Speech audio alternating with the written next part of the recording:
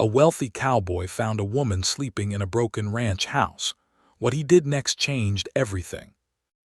A woman can lose almost everything and still hold one thing so tightly that no storm, no hunger, and no rich man with a shining name can take it from her.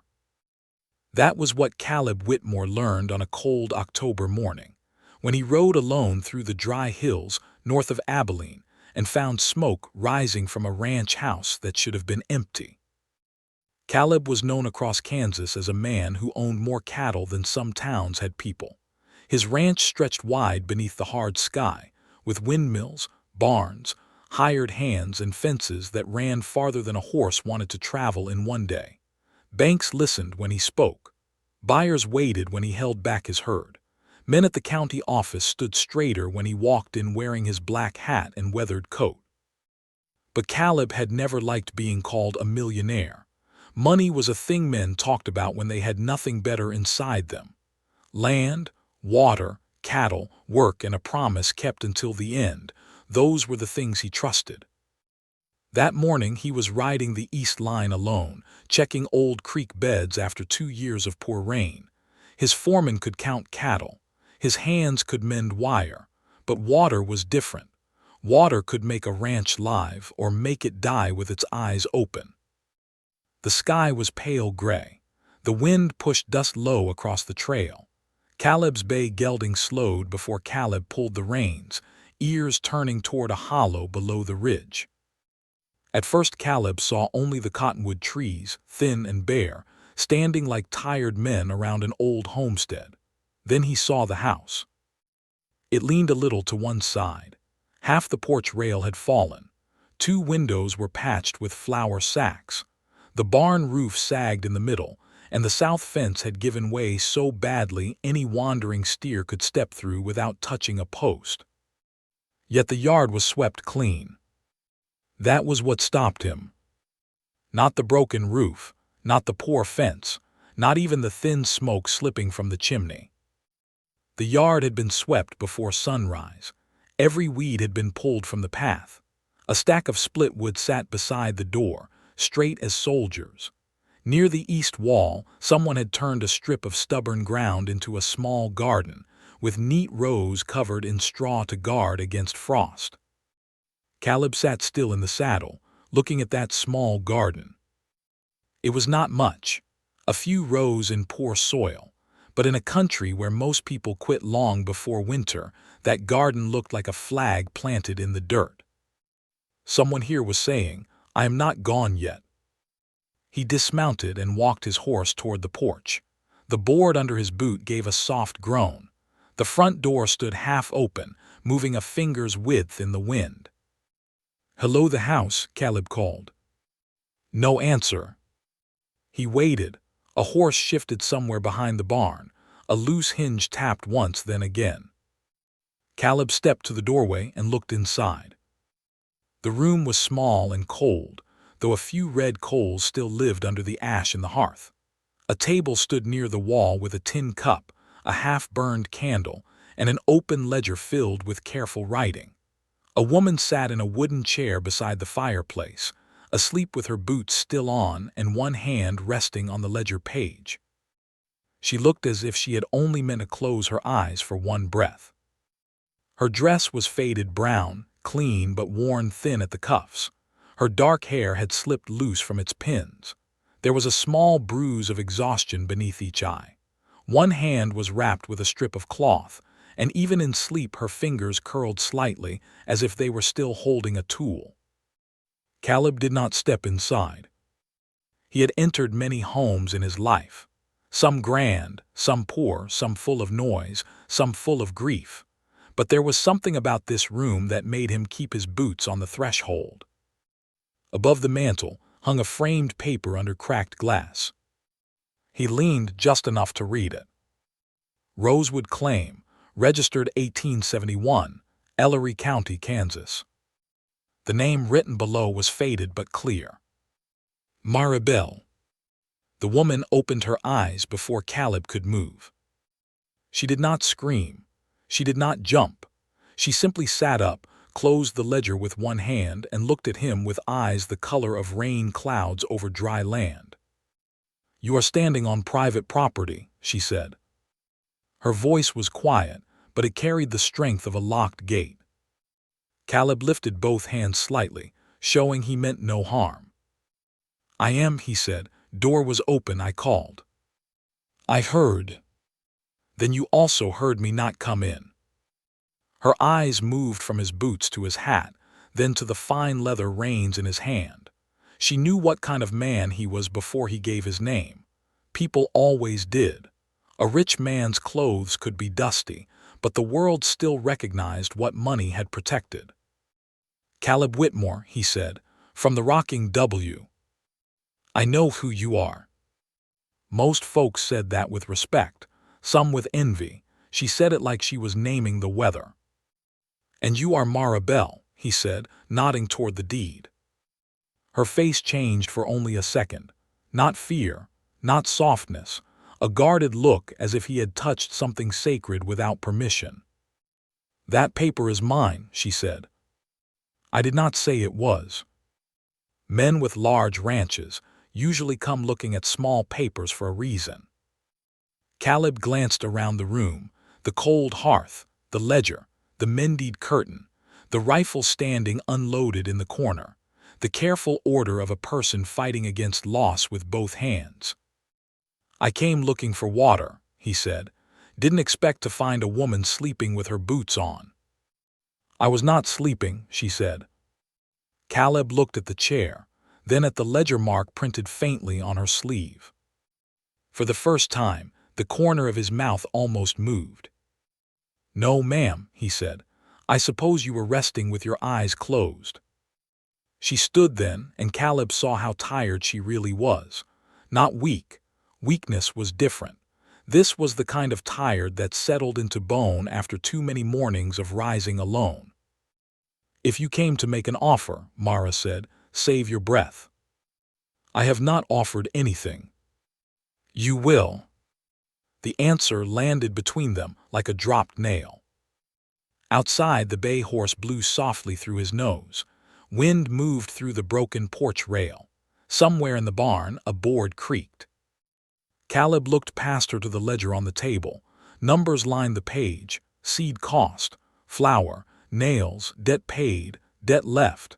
Every figure written small and tight as if she had forced each one to behave.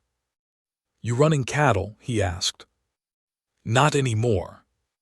"What happened?" She lifted her chin. "Sold them." "To pay taxes." "To keep the deed." He nodded once. He understood that kind of choice. A cruel choice. The kind the frontier handed to people with one hand while taking their breath with the other. "How long have you been alone here?" Her eyes sharpened. "I maintain this place alone," she said. "That is not the same as being helpless." Caleb held her gaze. "No," he said softly, "it is not." That answer seemed to trouble her more than an insult would have. He turned and looked out across the yard. The south fence lay broken beyond the garden, posts leaning, wire loose and rusted, 3 whole sections down. Beyond that, his own leased grazing trail passed near the creek line. He could see the problem without walking it. If spring cattle came through this country, they would drift straight across her claim. Then men would argue. Surveyors would arrive. Papers would be pulled. And a woman already tired enough to sleep in a chair would find herself fighting men who smiled while stealing. Caleb stepped down from the porch. "Your south fence is gone," he said. "I know. I'm going to look at it." "I did not ask you to." "No," Caleb said, putting his hat back on. "You did not." He walked toward the fence anyway, not because he owned the country, not because he had a right, but because something about that swept yard had already made a demand on him. Myra stood on the porch, watching him through the gray morning. She had met men who wanted her land. She had met men who pitied her empty barn. She had met men who spoke kindly while measuring what could be taken. But Caleb Whitmore did not look at the broken fence like a buyer. He looked at it like a man reading a warning. And before that morning ended, Mara Bell would understand that the unexpected thing he planned to do was not offer money, not offer marriage, and not offer charity. It was something far more dangerous to her guarded heart. He was going to treat her like she still owned every inch of what the world had nearly taken from her. Caleb Whitmore walked the south fence from the first leaning post to the last place, where wire lay curled in the grass like a dead snake. The damage was worse than it looked from the porch. 3 posts had rotted clean through at the base. 2 more had been pulled sideways by old pressure from drifting cattle. The wire had lost its bite in several places, and near the creek bend, the ground had washed low enough for any animal to push through. It was not just a fence that needed mending. It was a border that had stopped being believed. Caleb crouched and pressed his gloved fingers into the dirt, dry at the top, damp underneath. The creek still held water below the bend. That explained everything. Men in Ellery County would have known this claim still had value. Maybe not the house, maybe not the barn, but water did not care if the porch rail had fallen. Water made poor land powerful.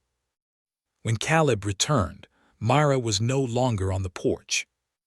He found her behind the barn, lifting a cracked feed barrel onto a plank.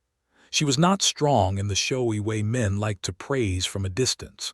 She was strong in the quiet way of someone who had learned that no one was coming, so her hands had to become answer enough. "That fence will not hold another winter," Caleb said. Myra did not look at him. "It has held this long." "No," he said, "you have." The barrel slipped a little in her hands. "Only a little." Then she set it down and turned toward him.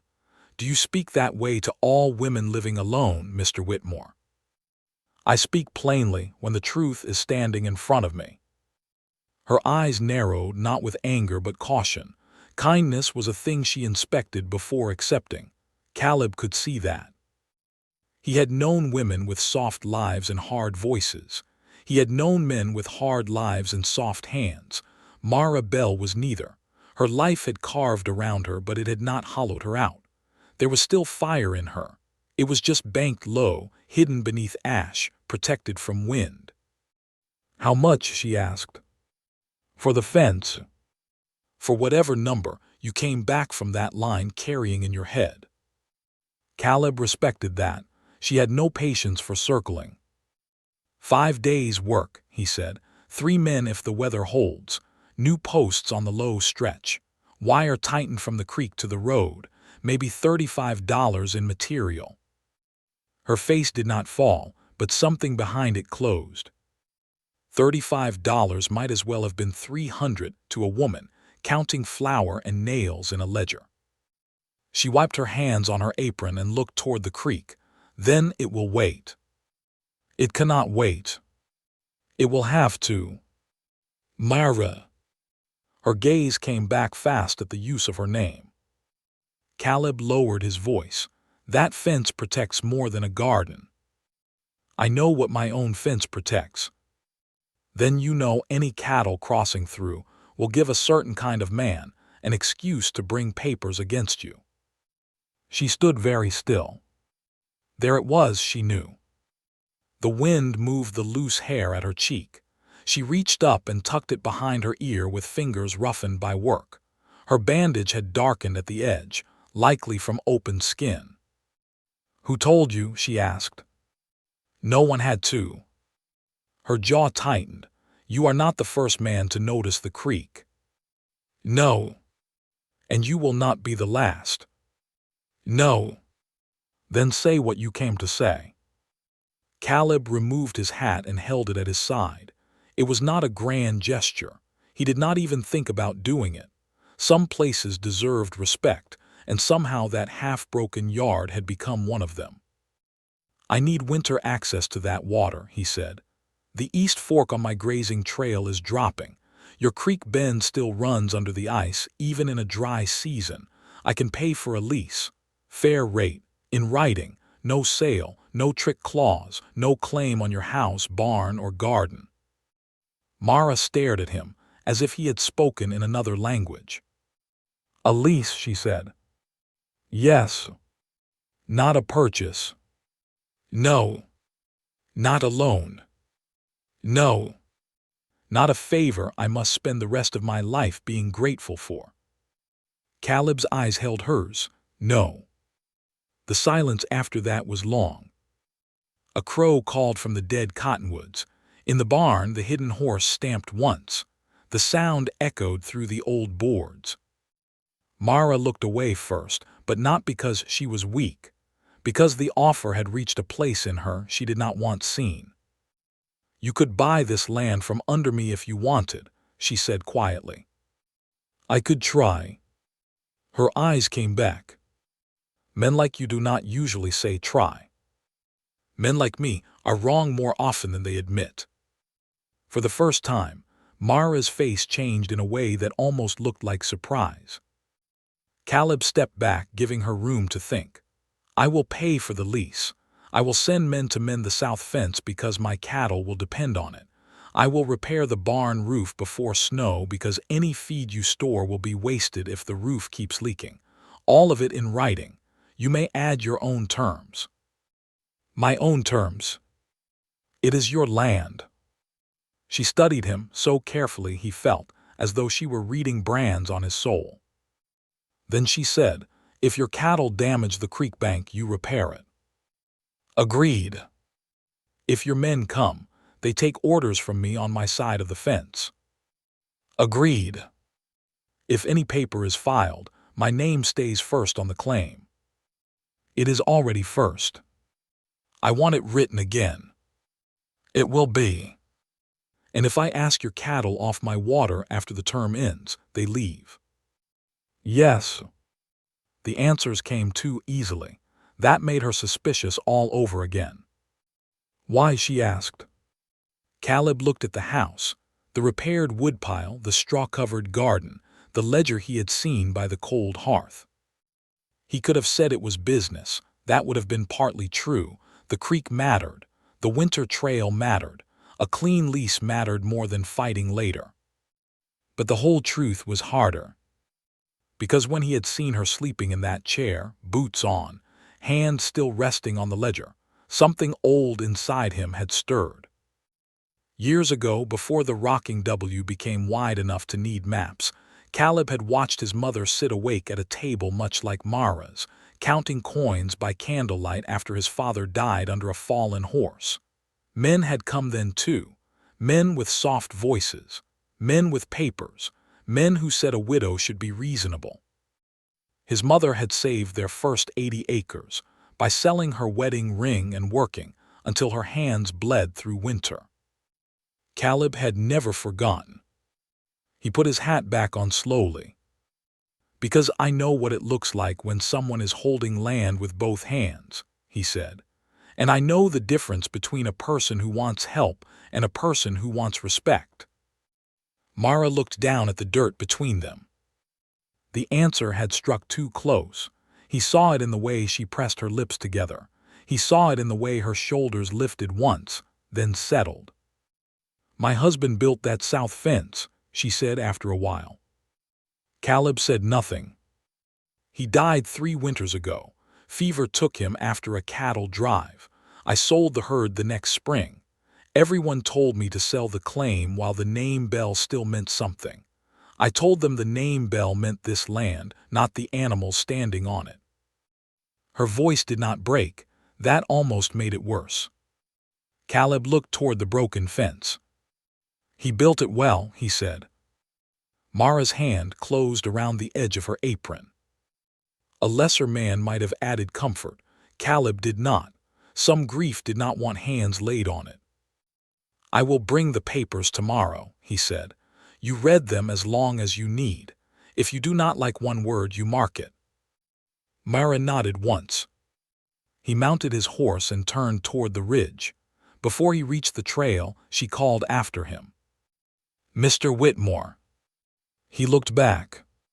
She stood beside the barn with the gray sky behind her, thin, tired, proud, and unbent. "If this is some clever way to get my name off that deed, I will fight you until there is nothing left of me." Caleb did not smile. "I believe you," he said. Then he rode away. Mara watched until he disappeared over the rise. Only then did she go back inside the house. She opened the ledger, dipped the pen, and wrote one line beneath the day's accounts. Caleb Whitmore came about the creek, offered lease, fence repair, barn roof, speaks clean. Unknown if clean men stay clean when land is involved. She let the ink dry. Then she opened the bottom drawer of the side table and took out an old letter tied with blue thread. It was from her husband, written 2 weeks before he died. "Mara, if I am gone before the spring grass comes, do not trust any man who looks at our land before he looks at you." She read the line twice. Then she folded the letter again and placed it beside the ledger. Outside, the wind pressed against the walls of the broken ranch house. The garden waited under its straw. The south fence sagged in the coming dark. And far across the hills, Caleb Whitmore rode home with a question riding heavier than any saddlebag. Was he protecting Mara Bell from the men who wanted her land? Or had he just stepped into a fight that had already begun long before he arrived? The first wagon from the Rocking W arrived before sunrise. Mara heard the wheels before she saw them. Iron rims rolling slow over frozen ground, harness chains clicking, men speaking in low voices as they came down the trail through the cottonwoods. She had been awake for an hour already, though sleep had not given her much rest. The old letter from her husband had stayed on the table all night beside the ledger, its blue thread faded, its warning sharper than any knife. "Do not trust any man who looks at our land before he looks at you." She had asked herself all night which one Caleb Whitmore had looked at first. The land, or her? By the time the wagon stopped near the south fence, Mara was outside in her work dress, hair pinned tight, sleeves rolled, gloves tucked beneath one arm. Frost silvered the weeds around the garden. Her breath showed white in the air. 3 men climbed down from the wagon. One was broad-shouldered with a gray beard and a quiet face. Another was young, no more than 20, with red hair and nervous hands. The third was tall and thin, carrying a coil of wire over one shoulder like it weighed nothing. The gray-bearded man touched 2 fingers to his hat. "Mrs. Bell." "Mara Bell," she said. Mrs. Bell belonged to a life that ended. The man accepted that without blinking. "Name S. Silas Boone. Mr. Whitmore sent us for the fence." "I know why you are here." "Yes, ma'am. He also said we were to listen when you spoke." The words landed harder than she expected. Mara looked past him toward the wagon. New posts lay stacked in the bed, along with wire, staples, tools, roof shingles, and 2 sacks of nails. Good material, not leftovers from some rich man's yard, not scraps sent to make a poor woman feel grateful. Real supplies chosen for real work. "Your crew can start at the creek bend," she said. "That low wash is the weakest place. If you set posts along the straight line, you'll lose them in the first spring rain. The ground has shifted east." Silas glanced toward the bend, then gave a small nod. "Mr. Whitmore said you'd know." Myra tightened her gloves. "Then Mr. Whitmore has more sense than most." The men went to work. At first they tried to do the heavy digging themselves, leaving Mara near the wagon as if she were there only to point and watch.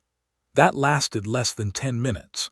She took the post-hole digger from the young red-haired hand and drove it into the earth with a clean, practiced motion.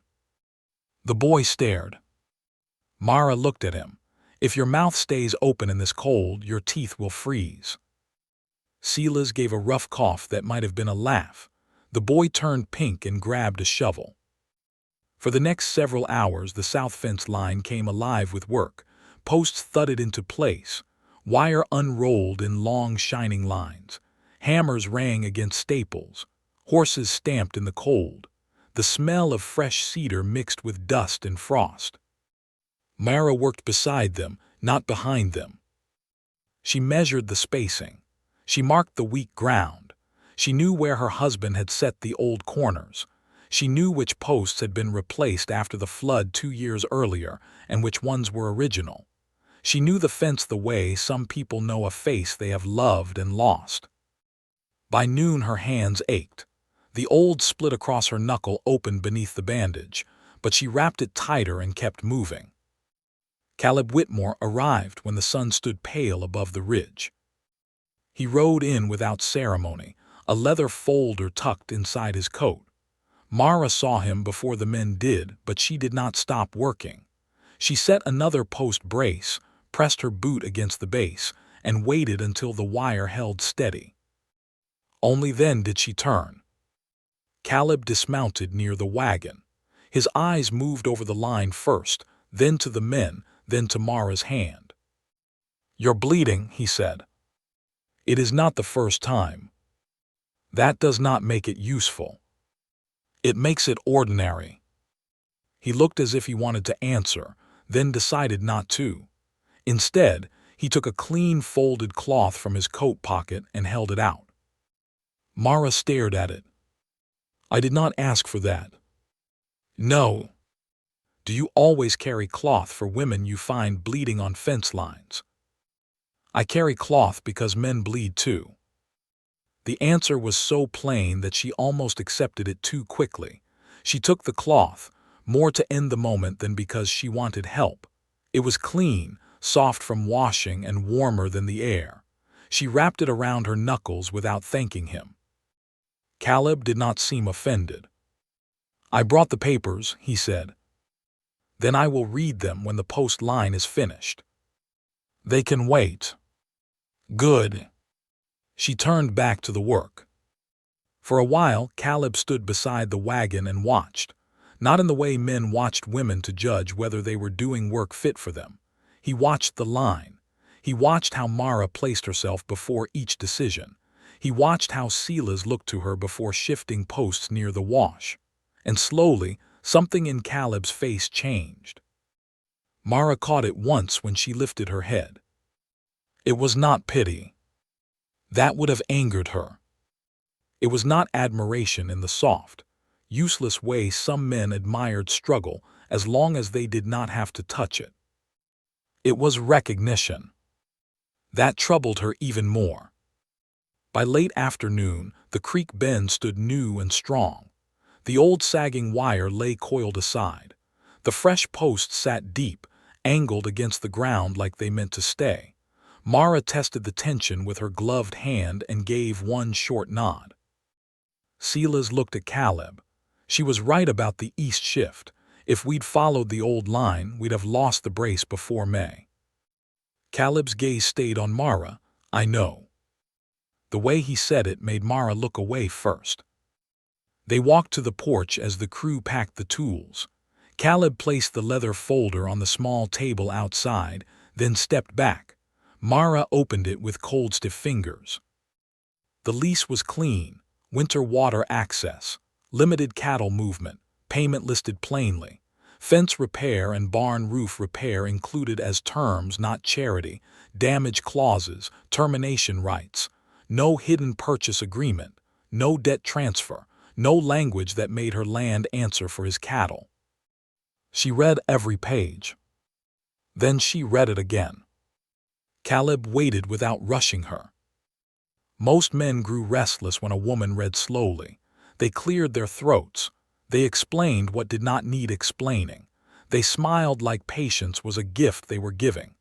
Caleb only stood near the steps, hat in hand, watching the gray light fade over the fields. On the third page, Mara stopped. "You added a clause about access roads," she said. "Yes. It says your men cannot cut across my garden track or use the west lane without my permission." "Yes. I did not ask for that." "No." "Why add it?" "Because if I don't write it down, some man in a hurry will call his laziness a misunderstanding." Mara looked up from the paper. The porch boards creaked softly beneath her feet. The wind moved the loose edge of the flour sack in the broken window. "You are careful," she said. "I try to be.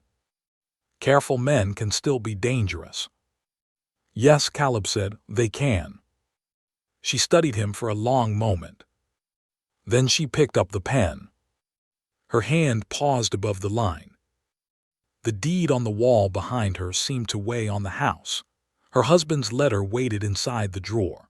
The south fence stood fresh beyond the yard, paid for by a man whose name could protect or destroy, depending on what kind of heart lived beneath it. Myra signed. Myra Bell. Not small, not timid.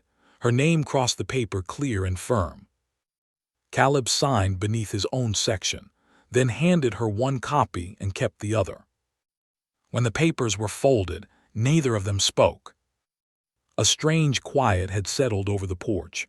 Not peace exactly, something more uncertain, like the first thin ice over a creek, strong enough to shine, not yet strong enough to trust. Before Caleb could step down, the red-haired boy came from the fence line, holding something in his hand. "Mrs. Bell," he called, "found this caught under the old corner post." Myra turned. The boy held out a rusted metal survey marker, bent and half buried in dirt. Caleb's expression sharpened at once. Myra took it and brushed mud from the side. Her face went pale. The mark stamped into the metal was not rosewood claim. It was not her husband's mark. It carried another name. Pell Land Company. For a moment the yard went so still that even the horses seemed to know something had changed. Myra looked from the marker to Caleb. "I have never seen this before," she said. Caleb's jaw tightened. "I believe you." Sela's came closer, eyes narrowing at the metal piece. That was buried deep under the old post. Somebody wanted it found later. Myra felt the cold move through her, in a way the weather had not caused. The fence was not just broken.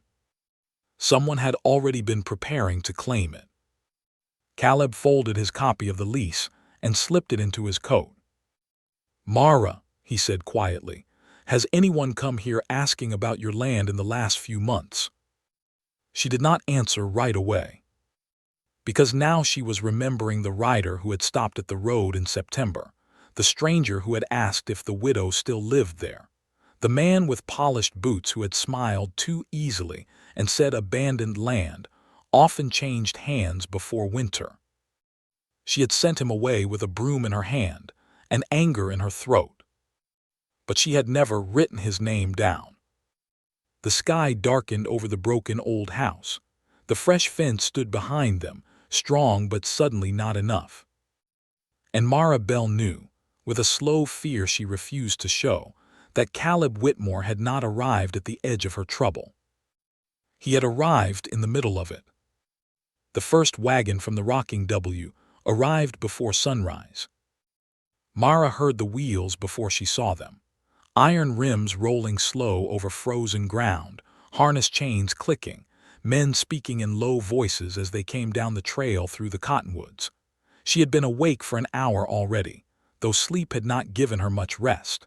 The old letter from her husband had stayed on the table all night beside the ledger, its blue thread faded, its warning sharper than any knife. "Do not trust any man who looks at our land before he looks at you." She had asked herself all night which one Caleb Whitmore had looked at first. The land, or her? By the time the wagon stopped near the south fence, Myra was outside in her work dress, hair pinned tight, sleeves rolled, gloves tucked beneath one arm. Frost silvered the weeds around the garden. Her breath showed white in the air. 3 men climbed down from the wagon. One was broad-shouldered with a gray beard and a quiet face. Another was young, no more than 20, with red hair and nervous hands. The third was tall and thin, carrying a coil of wire over one shoulder like it weighed nothing. The gray-bearded man touched 2 fingers to his hat. "Mrs. Bell." "Myra Bell," she said. "Mrs. Bell belonged to a life that ended." The man accepted that without blinking. "Name S. Silas Boone. Mr. Whitmore sent us for the fence." "I know why you are here." "Yes, ma'am. He also said we were to listen when you spoke." The words landed harder than she expected. Mara looked past him toward the wagon. New posts lay stacked in the bed, along with wire, staples, tools, roof shingles, and 2 sacks of nails. Good material, not leftovers from some rich man's yard, not scraps sent to make a poor woman feel grateful. Real supplies chosen for real work. "Your crew can start at the creek bend," she said. "That low wash is the weakest place. If you set posts along the straight line, you'll lose them in the first spring rain. The ground has shifted east." Silas glanced toward the bend, then gave a small nod. "Mr. Whitmore said you'd know." Myra tightened her gloves. "Then Mr. Whitmore has more sense than most." The men went to work. At first they tried to do the heavy digging themselves, leaving Mara near the wagon as if she were there only to point and watch. That lasted less than 10 minutes. She took the post-hole digger from the young red-haired hand and drove it into the earth with a clean, practiced motion. The boy stared. Mara looked at him. "If your mouth stays open in this cold, your teeth will freeze." Silas gave a rough cough that might have been a laugh. The boy turned pink and grabbed a shovel. For the next several hours, the south fence line came alive with work. Posts thudded into place. Wire unrolled in long, shining lines. Hammers rang against staples. Horses stamped in the cold. The smell of fresh cedar mixed with dust and frost. Mara worked beside them, not behind them. She measured the spacing. She marked the weak ground. She knew where her husband had set the old corners. She knew which posts had been replaced after the flood 2 years earlier and which ones were original. She knew the fence the way some people know a face they have loved and lost. By noon her hands ached. The old split across her knuckle opened beneath the bandage, but she wrapped it tighter and kept moving. Caleb Whitmore arrived when the sun stood pale above the ridge. He rode in without ceremony, a leather folder tucked inside his coat. Mara saw him before the men did, but she did not stop working. She set another post brace, pressed her boot against the base, and waited until the wire held steady. Only then did she turn. Caleb dismounted near the wagon. His eyes moved over the line first, then to the men, then to Mara's hand. "You're bleeding," he said. "It is not the first time. That does not make it useful. It makes it ordinary." He looked as if he wanted to answer, then decided not to. Instead, he took a clean folded cloth from his coat pocket and held it out. Mara stared at it. "I did not ask for that." "No. Do you always carry cloth for women you find bleeding on fence lines?" "I carry cloth because men bleed too." The answer was so plain that she almost accepted it too quickly. She took the cloth, more to end the moment than because she wanted help. It was clean, soft from washing, and warmer than the air. She wrapped it around her knuckles without thanking him. Caleb did not seem offended. "I brought the papers," he said. "Then I will read them when the post line is finished." "They can wait." "Good." She turned back to the work. For a while, Caleb stood beside the wagon and watched, not in the way men watched women to judge whether they were doing work fit for them. He watched the line. He watched how Mara placed herself before each decision. He watched how Silas looked to her before shifting posts near the wash. And slowly, something in Caleb's face changed. Mara caught it once when she lifted her head. It was not pity. That would have angered her. It was not admiration in the soft, useless way some men admired struggle as long as they did not have to touch it. It was recognition. That troubled her even more. By late afternoon, the creek bend stood new and strong. The old sagging wire lay coiled aside. The fresh posts sat deep, angled against the ground like they meant to stay. Mara tested the tension with her gloved hand and gave one short nod. Silas looked at Caleb. She was right about the east shift. If we'd followed the old line, we'd have lost the brace before May. Caleb's gaze stayed on Mara. I know. The way he said it made Mara look away first. They walked to the porch as the crew packed the tools. Caleb placed the leather folder on the small table outside, then stepped back. Mara opened it with cold, stiff fingers. The lease was clean, winter water access, limited cattle movement, payment listed plainly, fence repair and barn roof repair included as terms, not charity, damage clauses, termination rights, no hidden purchase agreement, no debt transfer, no language that made her land answer for his cattle. She read every page. Then she read it again. Caleb waited without rushing her. Most men grew restless when a woman read slowly. They cleared their throats. They explained what did not need explaining. They smiled like patience was a gift they were giving.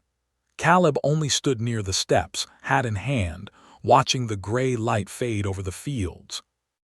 On the third page, Mara stopped. You added a clause about access roads, she said. Yes. It says your men cannot cut across my garden track or use the west lane without my permission. Yes. I did not ask for that. No. Why add it? Because if I don't write it down, some man in a hurry will call his laziness a misunderstanding. Mara looked up from the paper. The porch boards creaked softly beneath her feet. The wind moved the loose edge of the flour sack in the broken window. You are careful, she said. I try to be. Careful men can still be dangerous. Yes, Caleb said, they can. She studied him for a long moment. Then she picked up the pen. Her hand paused above the line. The deed on the wall behind her seemed to weigh on the house. Her husband's letter waited inside the drawer. The south fence stood fresh beyond the yard, paid for by a man whose name could protect or destroy, depending on what kind of heart lived beneath it. Mara signed. Mara Bell. Not small, not timid. Her name crossed the paper clear and firm. Caleb signed beneath his own section, then handed her one copy and kept the other. When the papers were folded, neither of them spoke. A strange quiet had settled over the porch. Not peace exactly, something more uncertain, like the first thin ice over a creek, strong enough to shine, not yet strong enough to trust. Before Caleb could step down, the red-haired boy came from the fence line, holding something in his hand. Mrs. Bell, he called, found this caught under the old corner post. Mara turned. The boy held out a rusted metal survey marker, bent and half buried in dirt. Caleb's expression sharpened at once. Mara took it and brushed mud from the side. Her face went pale. The mark stamped into the metal was not Rosewood Claim. It was not her husband's mark. It carried another name. Pell Land Company. For a moment the yard went so still that even the horses seemed to know something had changed. Mara looked from the marker to Caleb. I have never seen this before, she said. Caleb's jaw tightened. I believe you. Silas came closer, eyes narrowing at the metal piece. That was buried deep under the old post. Somebody wanted it found later. Mara felt the cold move through her, in a way the weather had not caused. The fence was not just broken. Someone had already been preparing to claim it. Caleb folded his copy of the lease and slipped it into his coat. Mara, he said quietly, has anyone come here asking about your land in the last few months? She did not answer right away, because now she was remembering the rider who had stopped at the road in September, the stranger who had asked if the widow still lived there, the man with polished boots who had smiled too easily and said abandoned land often changed hands before winter. She had sent him away with a broom in her hand, and anger in her throat. But she had never written his name down. The sky darkened over the broken old house. The fresh fence stood behind them, strong but suddenly not enough.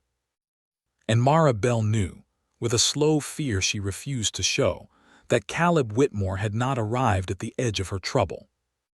He had arrived in the middle of it. Mara did not sleep that night. The rusted survey marker lay on the kitchen table beside the signed lease, and no matter where she stood in the room, she could feel it there.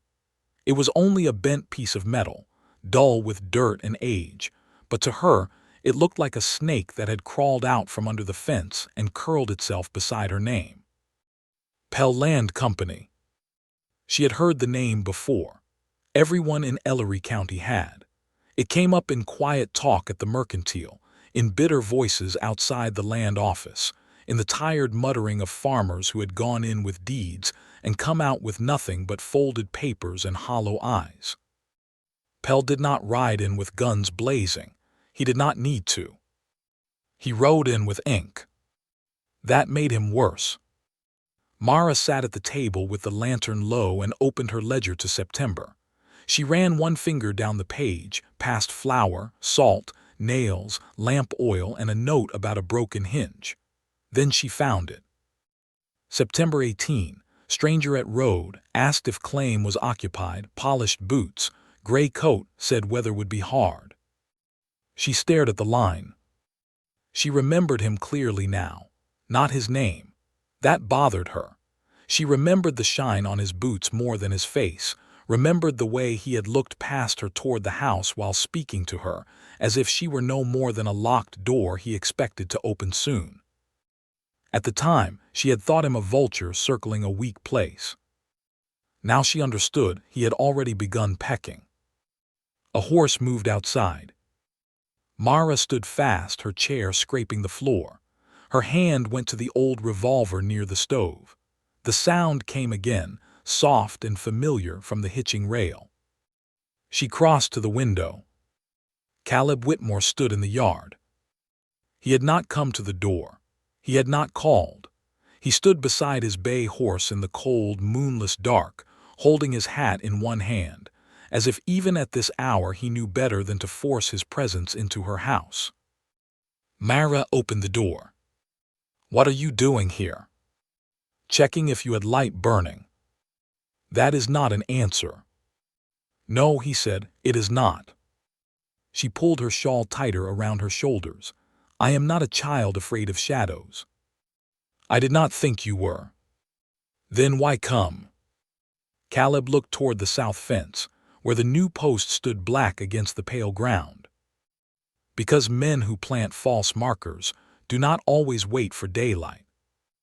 The words settled between them, honest, ugly, useful. Myra stepped aside. "Come in then, you are letting the cold into my yard." Caleb entered, but only after wiping his boots. She noticed that small thing against her will. Inside, the lantern light drew lines across his face. He looked more tired than she had seen him that morning. Not weak, not uncertain, just weighed down by thoughts he had carried a long time. His eyes went straight to the marker on the table. Myra folded her arms. "Tell me what you know." Caleb took the chair opposite her, but did not touch the marker. "Jonas Pell has been buying land ahead of the rail survey," he said. "Sometimes fairly, sometimes not. He uses weak fences, unpaid taxes, missing heirs, bad maps, anything that lets him say a claim is uncertain. Once uncertainty enters the record, poor people cannot afford to fight it." Mara's mouth tightened. "So he makes the truth expensive." "Yes. And that marker, it gives him a story. He can say the boundary was marked by his company before your husband fenced the line. He can claim the creek bend is disputed." "It is not disputed." "It will be if he finds a clerk willing to write the word down." Mara looked at the deed above the fireplace. The cracked glass caught the lantern flame and split it into a thin gold line. "My husband measured that fence himself," she said. "A county man came with him." Do you have the original survey papers? In the trunk. May I see them? She hesitated. The trunk sat at the far wall beneath a quilt she had folded over it. It had been Thomas Bell's trunk before it became hers. Inside were the last pieces of the life they had built, and Caleb asking to see those papers felt different from asking about a fence. He seemed to understand, because he leaned back slightly. You do not have to show me tonight. Mara hated that his patience made the choice harder. She crossed the room, lifted the quilt, and opened the trunk. The hinges gave a faint, tired cry. Inside lay a Bible, 2 shirts wrapped in brown paper, a tobacco tin filled with buttons, 3 letters tied in blue thread, and a flat packet of land papers inside oilcloth. She took only the packet. Caleb lowered his eyes while she closed the trunk. That, too, she noticed. They spread the papers on the table. Caleb did not reach across her. He waited while she unfolded each page. His finger stopped above one corner of the survey map without touching it. There, he said, south line marked by Cottonwood Stump, Creek Stone, and Bell Post. Mara leaned close. Bell Post. That must be the old corner post where the marker was found. My husband set that post. And someone buried Pell's marker under it later. Can we prove that? Caleb looked at the paper, then at the bent metal. Maybe. The county recorder might have the field notes. If the old map mentions Bell Post before Pell's company existed, he has a problem. The clock on the mantel ticked with a dry little sound. Mara had never liked that clock. It had belonged to Thomas's mother, and after Thomas died, the ticking had seemed too proud of itself, counting hours when hers had stopped.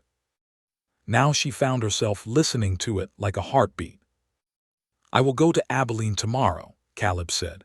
Samuel Crane at the land office keeps old notes better than most men keep family. Myra shook her head at once. I will go. You should not leave the claim alone. I did not say I would leave it alone. Your men are still here for the barn roof, are they not? They are. Then one can stay in the yard and another can work. I will ride with you. Caleb watched her with that same steady look that never hurried her and never stepped away from the truth. This could get unpleasant, he said. It already is. Pell may try to make you look desperate. I am desperate. The word came out before she could cage it. For a moment, neither of them moved. Mara turned away, angry at herself, not because the word was false, but because it had escaped in front of him. She picked up the survey marker and held it so hard the rust bit into her palm. Caleb's voice came low behind her. Desperate is not the same as defeated. Her eyes burned, but she did not let tears come. Tears were costly. They emptied a woman and solved nothing. When Thomas died, she said, still facing the cold hearth, everyone came for 3 days. Women brought bread. Men brought wood. The preacher said kind words. Then the 4th morning came and the bread was gone and the wood burned low and nobody came with that day. Or the day after. That is when I understood grief is not the hard part.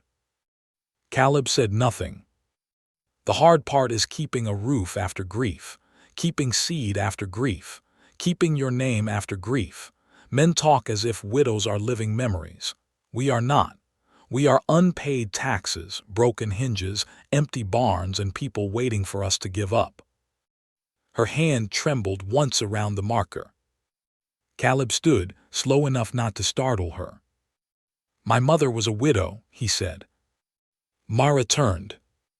The admission had cost him something.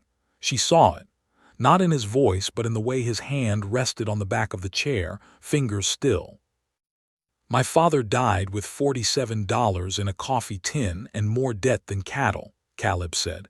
3 men came in the first month to explain what was best for her. One wanted the land. One wanted the cattle.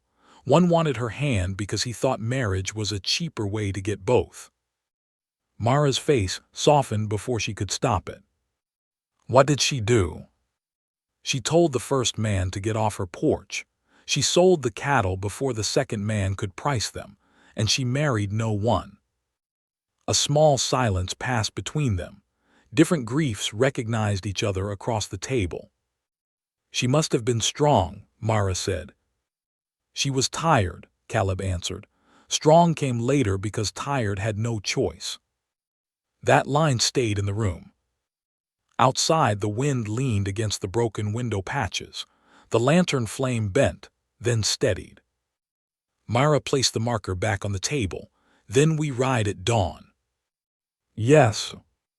And if the recorder will not help? He will. You sound sure. I pay taxes on half this county. Her eyes narrowed. Caleb's expression did not change, but something like dry humor touched his voice. I try to use that power only when it bothers the right people. Mara surprised herself by almost smiling. Almost.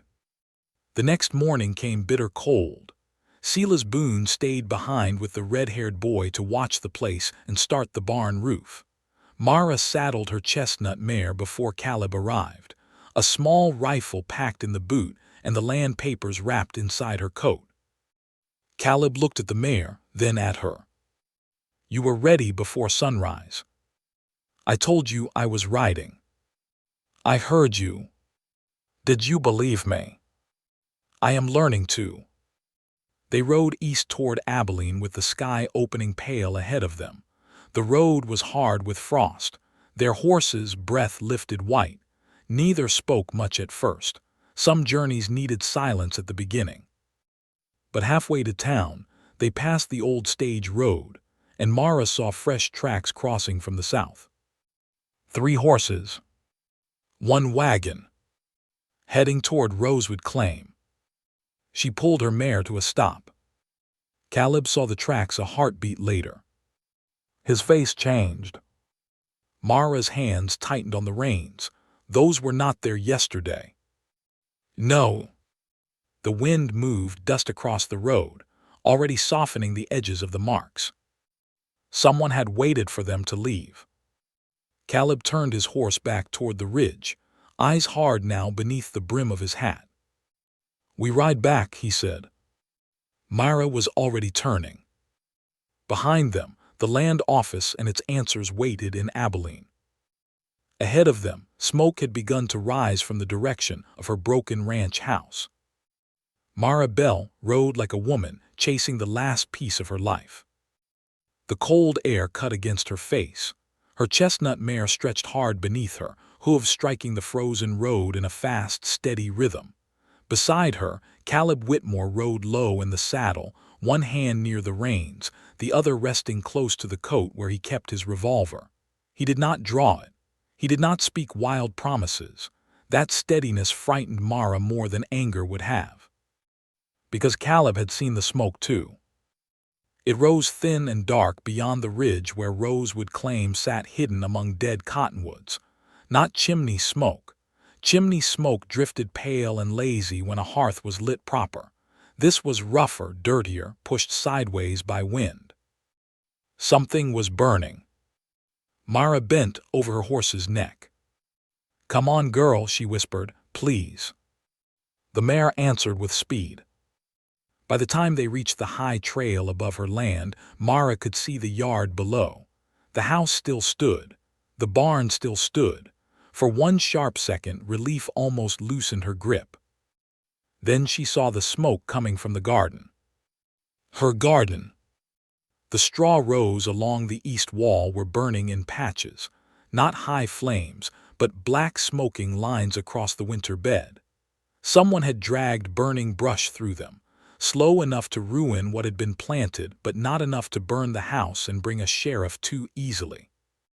Mara made a sound that was not a cry and not a word. Caleb heard it. He said nothing. He only rode faster. They came into the yard hard. Silas Boone stood near the barn with a shovel in both hands, coat streaked with ash. The red-haired boy, Eli, was throwing dirt over the last smoking row. Another rocking W hand, Tom Greer, held a frightened horse near the corral. "Where are they?" Caleb called. Silas turned. His face was dark with anger held under tight control. "Gone south. 3 riders and a wagon came in polite at first." Mara slid down before her mare fully stopped. Her boots hit the ground hard. She ran to the garden and dropped to her knees beside the blackened straw.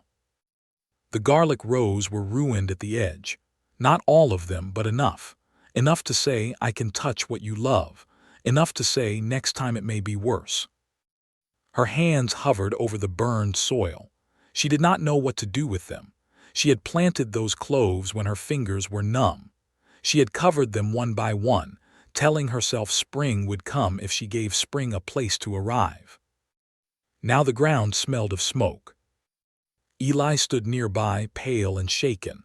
"I tried to stop them, ma'am. Mr. Boone was on the roof," I shouted.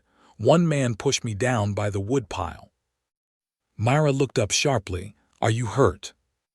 "No, ma'am, just my pride." Even through the smoke in her throat, Mara saw the boy's trembling hands.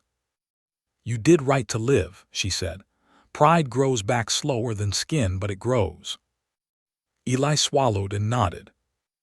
Caleb had dismounted and was listening to Silas, his eyes fixed on the south trail. "Did they name themselves?" Caleb asked. "One did," Silas said. "Fancy coat, gray, polished boots. Said he was here on behalf of Pell Land Company to inspect a disputed boundary." Myra rose slowly. The dirt on her knees did not matter. The ash on her hands did not matter. Only those words mattered. "Inspect," she said. Silas's jaw tightened.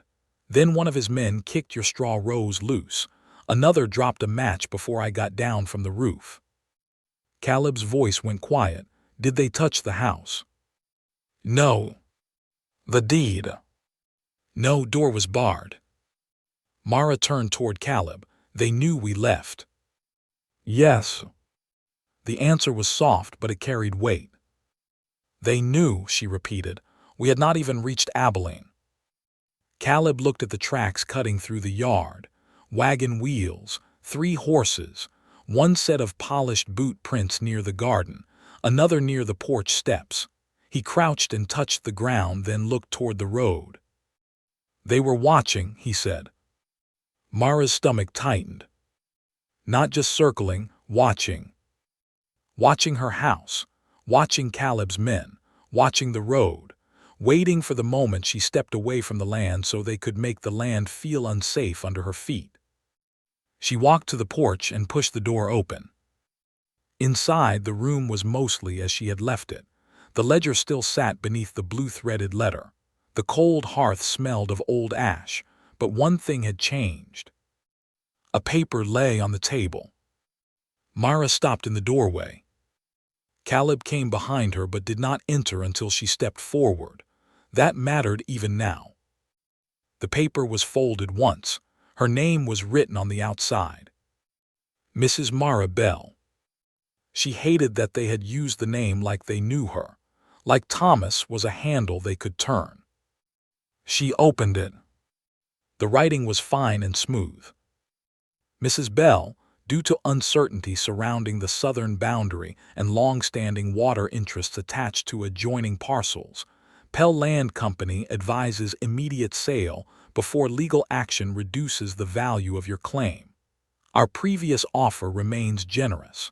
Refusal will be understood as reckless obstruction. No threat was written plain. It did not need to be. Mara read it once, then she handed it to Caleb. His face did not change while he read. That was how Mara knew the anger had gone deep. "If this moment makes your heart ache for Mara, stay with the story," the narrator would say softly, because some battles on the frontier were not fought with bullets first. They were fought with paper, fear, and the courage to stand when giving up would be easier. Mara crossed to the hearth, took the iron poker, and stirred the dead ash though no fire burned. She needed to move or she would shake. "I left the land for 1 hour," she said. "You left to defend it. And they came behind me like thieves."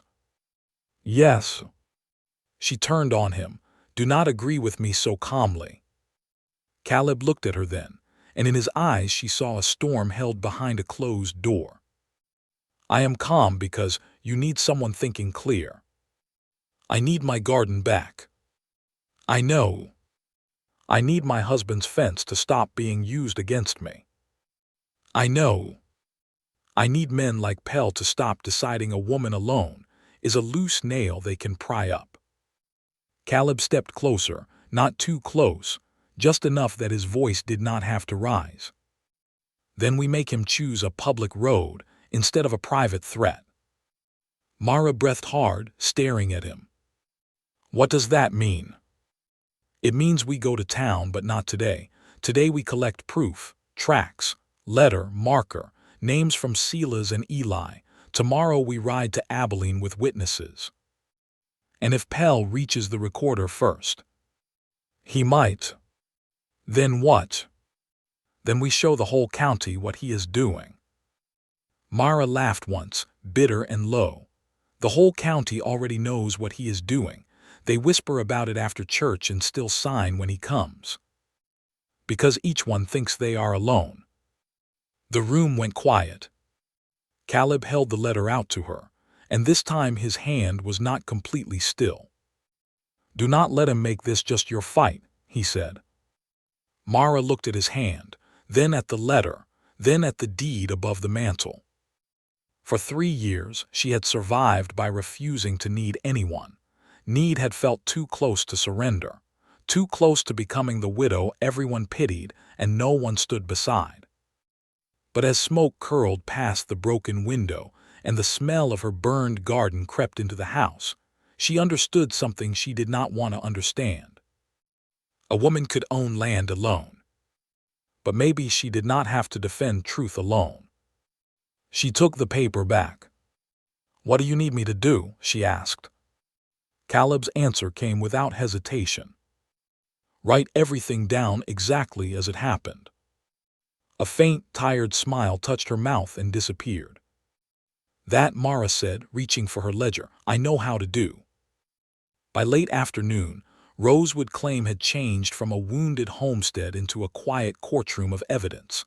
Caleb measured the wagon tracks near the south road with a strip of rawhide. Silas marked where the riders had entered. Eli described the man who pushed him, voice steadier each time Mara told him to start again from the beginning. Tom Greer found a burned match head near the garden and wrapped it in paper. Mara wrote it all. Every time her hand trembled, she pressed harder until the words came clear. Near sunset, Caleb and Silas walked the south line again and found another sign. A fresh notch cut into one of the new posts, not deep, just enough to mark it. Silas swore under his breath. Caleb ran his thumb over the cut. Mara came up behind them. What is it? Caleb looked toward the low hills beyond the creek. A range mark, he said, used by men who plan to come back in the dark. Mara felt the evening cold move through her coat. Silas looked at Caleb. You want 2 men posted? 4, Caleb said. Mara turned. This is still my land. Yes, Caleb said, so you decide where they stand. The words should not have warmed her, not with the garden burned and danger sitting on every fence post. But they did. That night 4 men took watch at the edges of Rosewood Claim. Lanterns were covered. Horses were kept saddled. The house stayed dark except for one low light on the kitchen table, where Mara sat with her ledger open and Caleb across from her, studying the old survey map. Hours passed. Near midnight the wind died. The whole ranch seemed to hold its breath. Then from the south fence line, a horse gave one sharp warning snort. Caleb lifted his head. Mara's hand went to the old revolver on the table. Outside, somewhere beyond the dark shape of the barn, a wire snapped. The sound of snapping wire cut through the night like a warning from the land itself. Mara rose so fast the chair legs scraped hard against the floor. Caleb was already on his feet. The lantern between them threw his shadow long across the wall, and for one breath neither of them spoke. They listened. Outside, a horse snorted again. Then came the soft thud of a boot against frozen ground. Not close to the house. South fence. Caleb reached for the lantern, then stopped and pinched the flame low instead of lifting it. "Stay behind the west wall," he said. Myra picked up the old revolver from the table. "No." His eyes moved to the gun in her hand. "Myra, this is my fence." "I know." "Then do not ask me to hide from it." Caleb looked as if he wanted to argue. Instead, he took his coat from the chair and moved toward the door. "Then stay low," he said, "and do not fire unless someone gives you no other choice." She followed him out. The cold struck her face sharp enough to sting. The yard was dark except for a thin wash of starlight over the roofs. The barn stood black against the sky. The new fence line stretched beyond it, fresh posts pale in the dark, and somewhere past the creek bend, a shadow moved where no shadow should have moved. Silas Boone's low whistle came from the left. One short note, "Trouble seen." Caleb answered with 2 fingers to his mouth, soft and quick. "Wait." Mara crouched near the corner of the woodshed, revolver held in both hands. Her heart beat so hard she feared the men in the dark could hear it. Yet her hands, to her surprise, did not shake. Maybe fear had burned through her and left only purpose. From the fence line came the scrape of metal on metal. Someone was cutting the wire. A man whispered, "Hurry it." Another voice answered, "Post is marked, pull it and go." Mara's eyes narrowed. They were not here to frighten her tonight, not only that. They were here to remove the new corner post, the one nearest the false marker. If they pulled it, if they left the line broken and dragged wire across the creek bend, Pell could ride into town saying Caleb's crew had disturbed evidence. He could turn repair into guilt. Caleb seemed to understand at the same moment.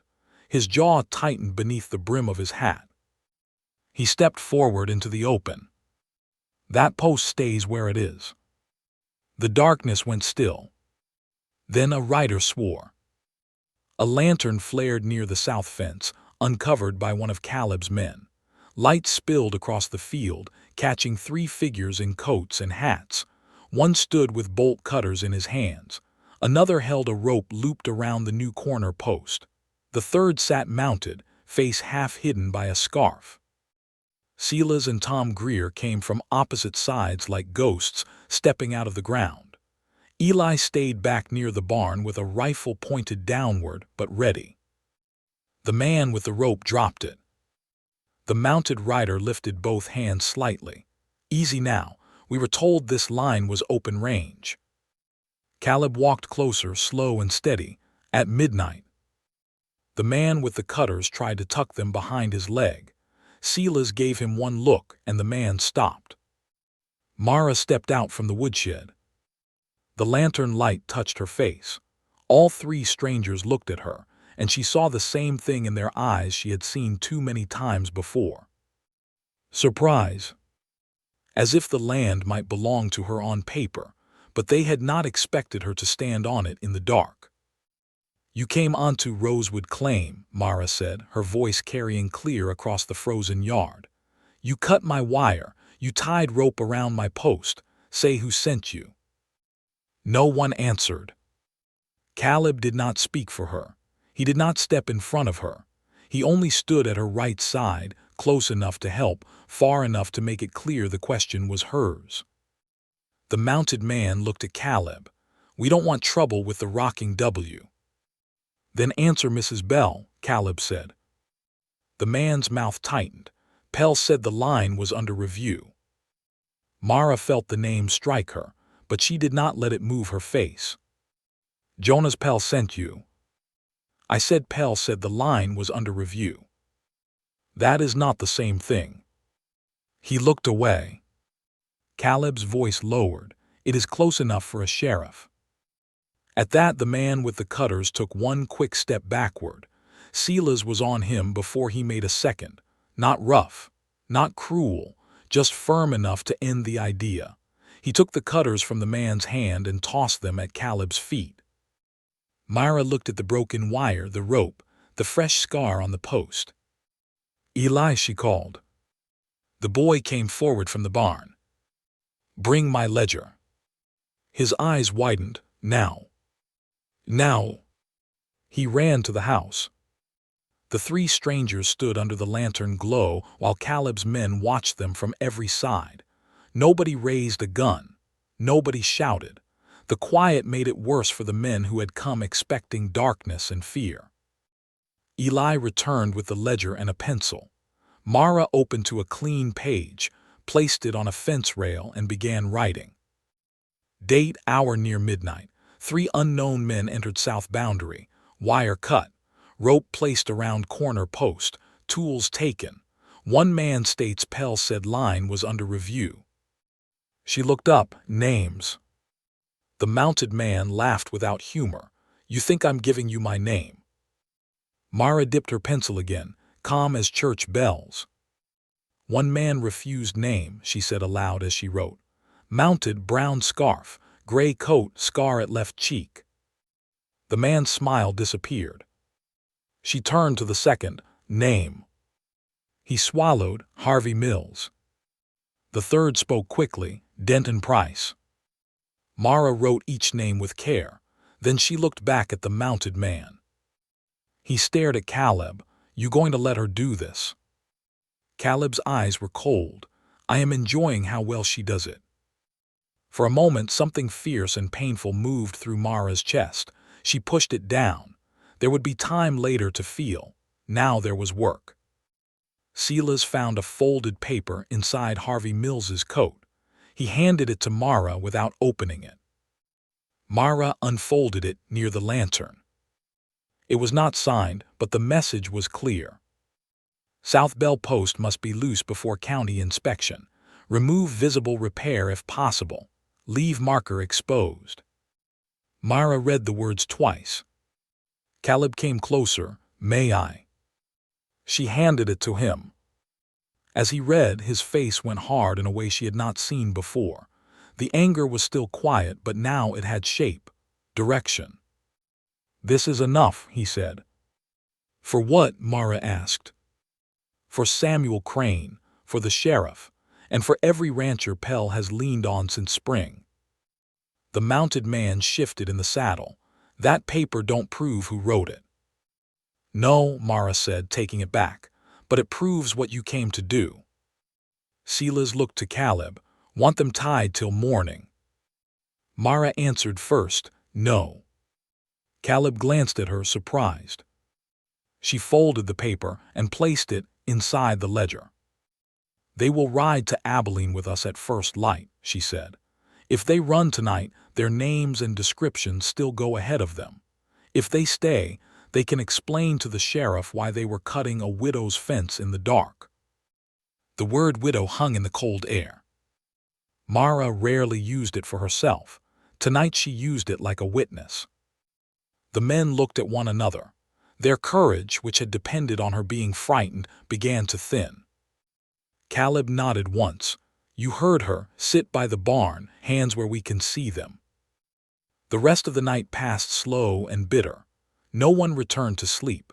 Caleb's men kept the strangers under watch near the barn, not bound, but surrounded by enough attention to make running foolish. Eli repaired the cut wire with shaking fingers until Mara took the tool from him and showed him how to twist the join cleanly. "You did good tonight," she told him. "I was scared," he admitted. "So was I." He looked at her, startled. She gave the wire one final turn. "Courage does not mean the fear leaves. It means your hands keep working." The boy nodded, and from a few steps away, Caleb heard every word.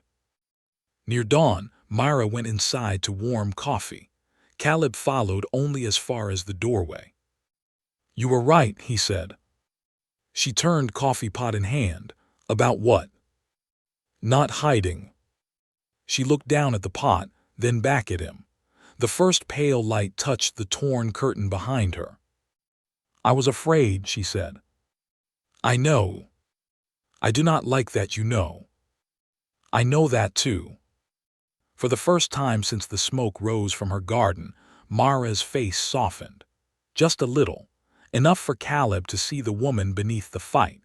Enough for him to understand that every sharp word she had ever spoken was a board nailed over something wounded. She poured coffee into 2 tin cups and handed him one. Their fingers touched around the warm metal. Neither moved for 1 second longer than needed. Then hoofbeats sounded from the road. Everyone in the yard turned. A single rider came fast through the morning frost, coat flapping, horse lathered. He reined in near the porch and nearly stumbled getting down. It was Deputy Aaron Pike from Abilene, a thin man with anxious eyes and dust on his collar. "Mr. Whitmore," he said, breathing hard. "Mrs. Bell." Myra stepped onto the porch. "What is it?" The deputy looked from her to Caleb, then toward the 3 men guarded near the barn. "Jonas Pell filed papers at the land office before dawn," he said. "He claims Rosewood's south boundary was fraudulent from the start." Mara felt the cup go cold in her hand. The deputy swallowed. "And he brought a witness who says your late husband moved the fence himself." For a moment, no one in the yard moved. The deputy's words seemed to hang in the cold dawn, heavier than smoke, heavier than the broken wire, heavier than the paper Mara had folded into her ledger. Jonas Pell had filed papers before dawn. He had come with a witness, and that witness had named Thomas Bell. Mara stood on the porch with the tin cup in her hand, coffee cooling between her fingers. The name of her dead husband had been spoken like a tool in another man's hand, and something inside her went so still it almost frightened her. Caleb saw the change, not panic, not collapse. Stillness. The kind that came when pain went too deep for the face to carry. Deputy Pike removed his hat. "Mrs. Bell, I am sorry to bring it like this." "Who?" Mara asked. The deputy blinked. "Ma'am." "Who is the witness?" He looked at Caleb once, as if hoping the answer might pass through him instead. Caleb's face stayed hard. "Name's Orrin Vale," the deputy said. "Says he rode with your husband years back. Says Mr. Bell moved the south fence after the first survey, taking in part of the creek bend." Mara's fingers tightened around the cup. Orrin Vale. She knew the name. Not well, not close, but she knew it the way a widow remembers every man who came around after the funeral with too much advice and too little kindness. Orrin had worked a season with Thomas before they quarreled over wages. He had left angry, drunk, and loud enough that half the road heard him say Thomas Bell would one day choke on his own pride. Now he had returned with a cleaner shirt and a dirtier story. Caleb stepped down from the porch. "Where is Pell now?" "At the land office," Pike said. "Samuel Crane refused to finalize anything without notifying both parties. Pell is pushing for an emergency boundary review. Says the fence repair destroyed evidence." Silas Boone looked toward the south line, where the fresh wire now held through the pale morning. "That explains last night." The deputy's eyes moved to the 3 men by the barn. "Those them?" "Yes," Caleb said, "caught cutting the wire near midnight." Pike swallowed again. He was young for a deputy, with the nervous honesty of a man still surprised by how low people could bend the law. "I can take statements," he said, "but the sheriff wants everyone in town, today." Myra placed the coffee cup on the porch rail. It made one small sound against the wood. "I will go," she said. Caleb turned to her. "You do not have to face Pell alone." "I do not plan to." Something in his expression shifted, not relief exactly, but respect renewed. Mara went inside and came back with the ledger, the old survey papers, the bent Pell marker, the unsigned note from the night riders, and Thomas's blue-threaded letter. She packed each piece with care into a leather satchel. When she reached the letter, her hand paused. Caleb noticed but said nothing. The riders were made ready. Deputy Pike took charge of the 3 men from the barn. Harvey Mills and Denton Price kept their eyes low.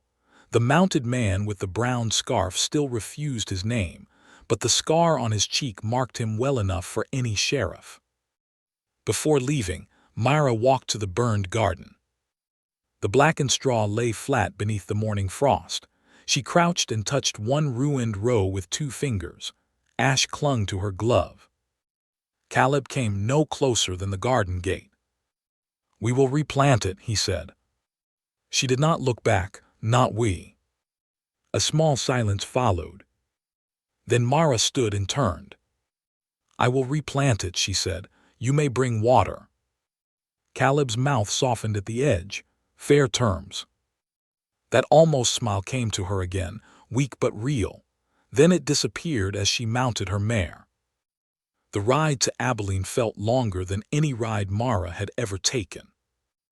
The land passed in hard winter colors: brown grass, white frost, gray sky, the kind of country that did not hide its bones. Caleb rode on her left. Deputy Pike and the captured men rode behind. Silas and Eli followed with the wagon, carrying the cut piece of wire, the rope, and the marked corner post brace as evidence. Myra kept her eyes forward. But memories rode with her. Thomas laughing as he carried the first fence post on his shoulder. Thomas kneeling by the creek with a measuring chain, arguing with the county man over 2 feet of ground. Thomas coming home with muddy boots and proud eyes, saying, "Mara, no man will ever say we stole what we sweat for. No man will ever say we stole." Now Pell was saying it. Not to Thomas's face. Thomas was in the ground. Easier to accuse a dead man. Easier to make a widow spend what she did not have defending what her husband could no longer explain. As they reached the edge of Abilene, people turned to watch. A widow riding beside Caleb Whitmore. 3 men under deputy watch. A wagon full of fence wire and trouble. News traveled faster than horses in towns like that. By the time they reached the land office, 6 men had gathered near the boardwalk. A few women stood outside the mercantile, baskets hanging forgotten from their arms. Caleb dismounted first, then stepped aside instead of offering Mara his hand down. She noticed. He had learned. She dismounted on her own. Inside the land office, the air smelled of paper, stove smoke, and old dust. Shelves lined the walls, stacked with ledgers and maps. Samuel Crane sat behind a high desk, spectacles low on his nose, his thin white hair combed carefully to one side. Jonas Pell stood near the stove in a gray coat fine enough for St. Louis, polished boots shining like he had never stepped in honest mud. Beside him stood Orrin Vale, older than Mara remembered, face red from drink or cold, hat twisting in his hands. Pell smiled when Mara entered. It was a smooth smile, the kind that never reached the eyes. "Mrs. Bell," he said, "I hope we might settle this with less spectacle." Myra walked to the center of the room. "You burned my garden." The smile did not leave. "I did no such thing." "You sent men to cut my fence." "I sent men to inspect a disputed boundary." "At midnight." Pell lifted one shoulder. "Working men keep odd hours." Behind Mara, Silas made a sound low in his throat. Caleb did not move.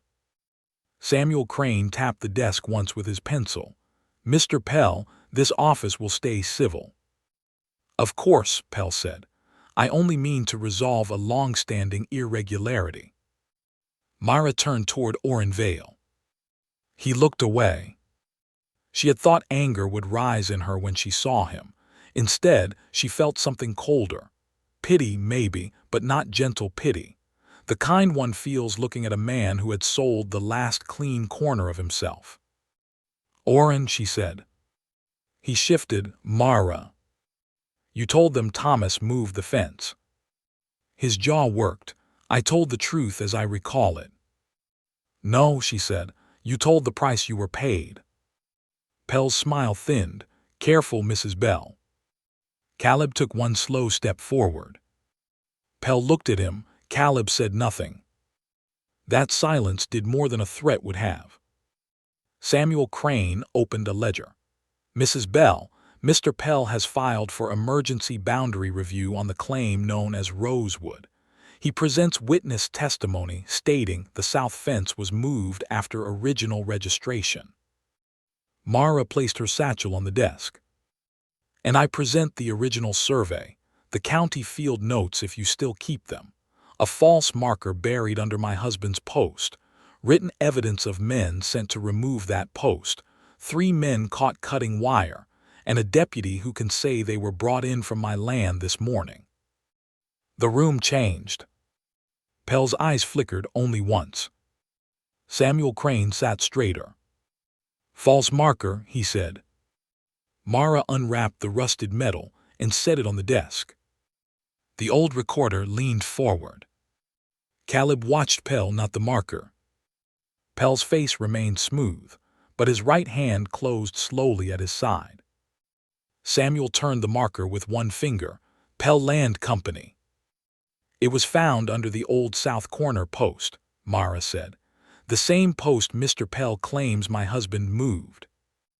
Orrin Vale stared at the marker, and for the first time true fear crossed his face. Mara saw it. So did Caleb. Samuel pushed back from the desk and went to a cabinet along the wall. He pulled out a long drawer, then another, muttering dates under his breath. Rosewood Claim, 1871, he said. Bell, Thomas and Mara, South Survey, attached field notes. Pell cleared his throat.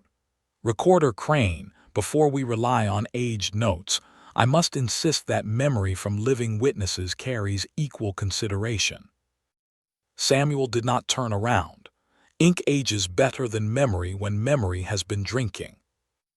A few men outside the open door murmured. Orrin's face flushed dark. Samuel returned with a folded paper and laid it flat under 2 brass weights. His finger traced the lines. South boundary marked by creek stone, burned cottonwood stump and bell corner post, set June 14, 1871, in presence of Deputy Surveyor Hiram Cole. He paused. No mention of Pell Land Company. No adjoining Pell interest recorded at that time. Mara let out a breath she had not known she was holding. Pell's voice sharpened. That does not prove the post was not later moved. No, Samuel said, but it proves it began where she says. Caleb spoke for the first time. And Pell Land Company was not registered in Kansas until 1874. Every face turned to him. Pell's eyes cooled. Caleb reached into his coat and took out a folded document. I had my office wire Wichita last month about another parcel dispute. Your company registration date was included in those records. Samuel took the paper, read it, then looked over his spectacles at Pell. Mara looked at Caleb too. He had known Pell's shadow before it reached her door. A painful question opened in her chest. Why had he not told her? Pell's smoothness began to crack, but he recovered quickly. A company may purchase prior interests, he said. Markers are sometimes transferred.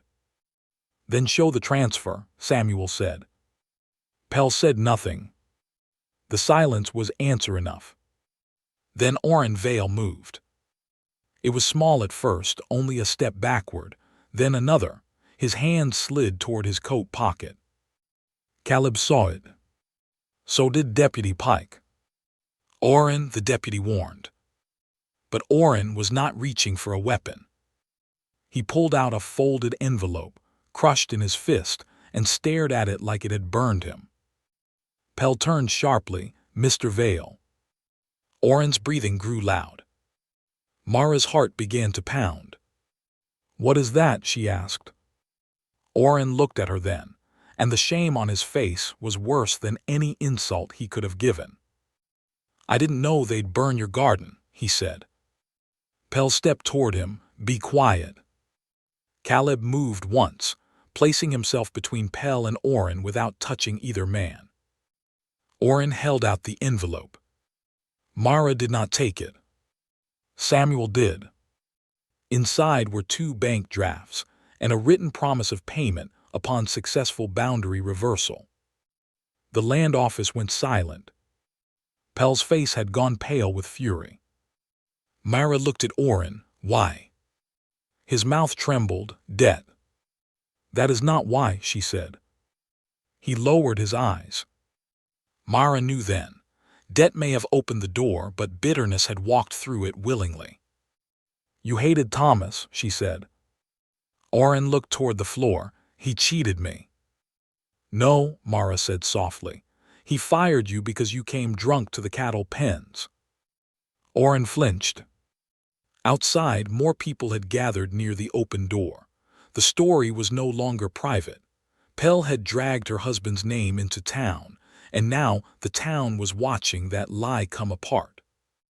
Samuel Crane folded the documents with shaking hands. "This office will deny emergency boundary review pending formal inquiry," he said. "Deputy Pike, these men from the fence line are to remain available. Mr. Pell, you will not file another paper on Rosewood claim until the sheriff has reviewed this matter." Pell's eyes burned. "You are making a mistake." Caleb's voice came low. "No, for once the record is being corrected before the widow loses everything." Pell looked at Mara then. The smile was gone. "You think this ends because old men in dusty offices enjoy a scene," he said. "Land does not stay with people who cannot defend it." Mara stepped closer to him. The room held its breath. "I defended it when I buried my husband," she said. "I defended it when I sold my herd. I defended it when your men burned my garden and cut my wire. And I am defending it now while you stand here with paid lies in your pocket." Pell's jaw tightened. She did not raise her voice. "You looked at my land and thought I was the weak part of it," Mara said. "That was your mistake." For the first time since Caleb had known her, Mara Bell did not sound like a woman protecting what was left. She sounded like a woman claiming what still lived. "If you believe Mara was right to stand her ground, let this part stay with you for a moment.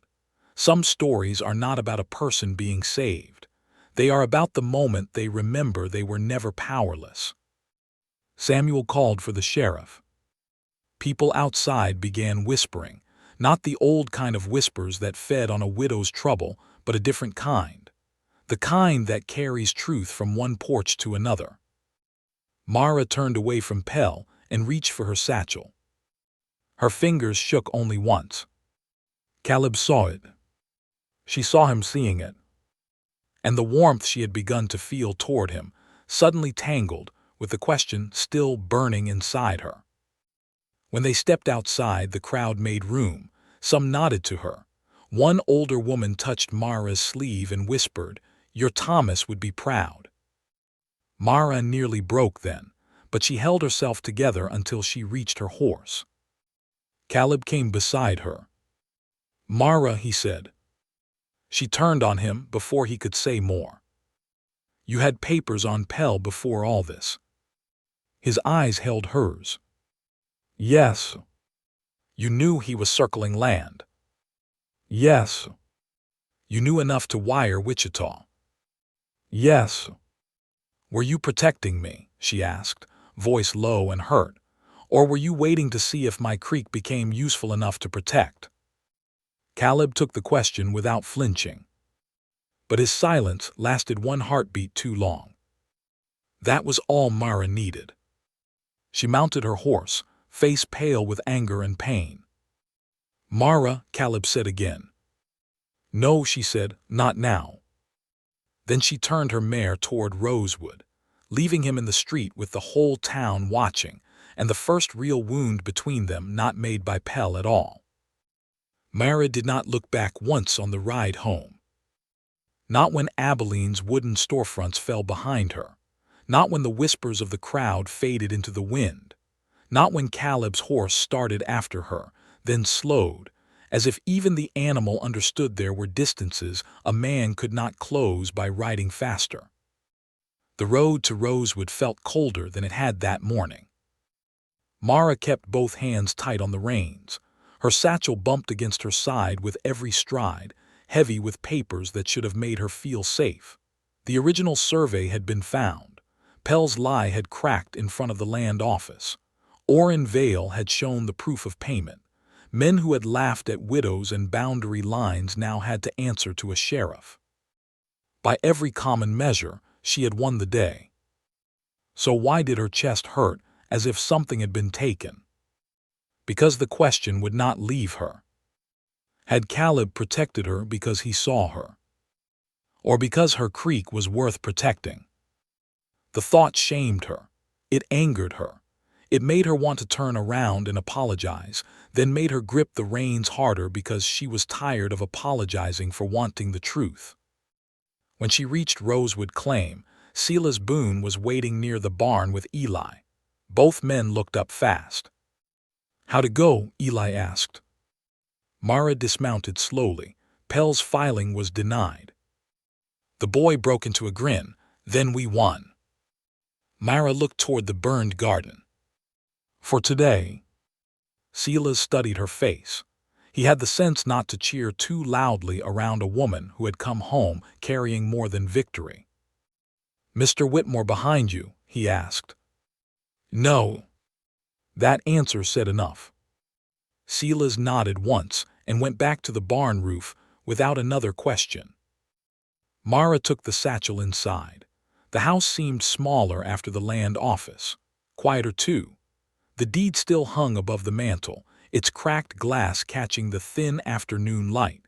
Thomas's letter still lay in the drawer, tied in blue thread, waiting like an old voice that had warned her and left her to decide the rest alone.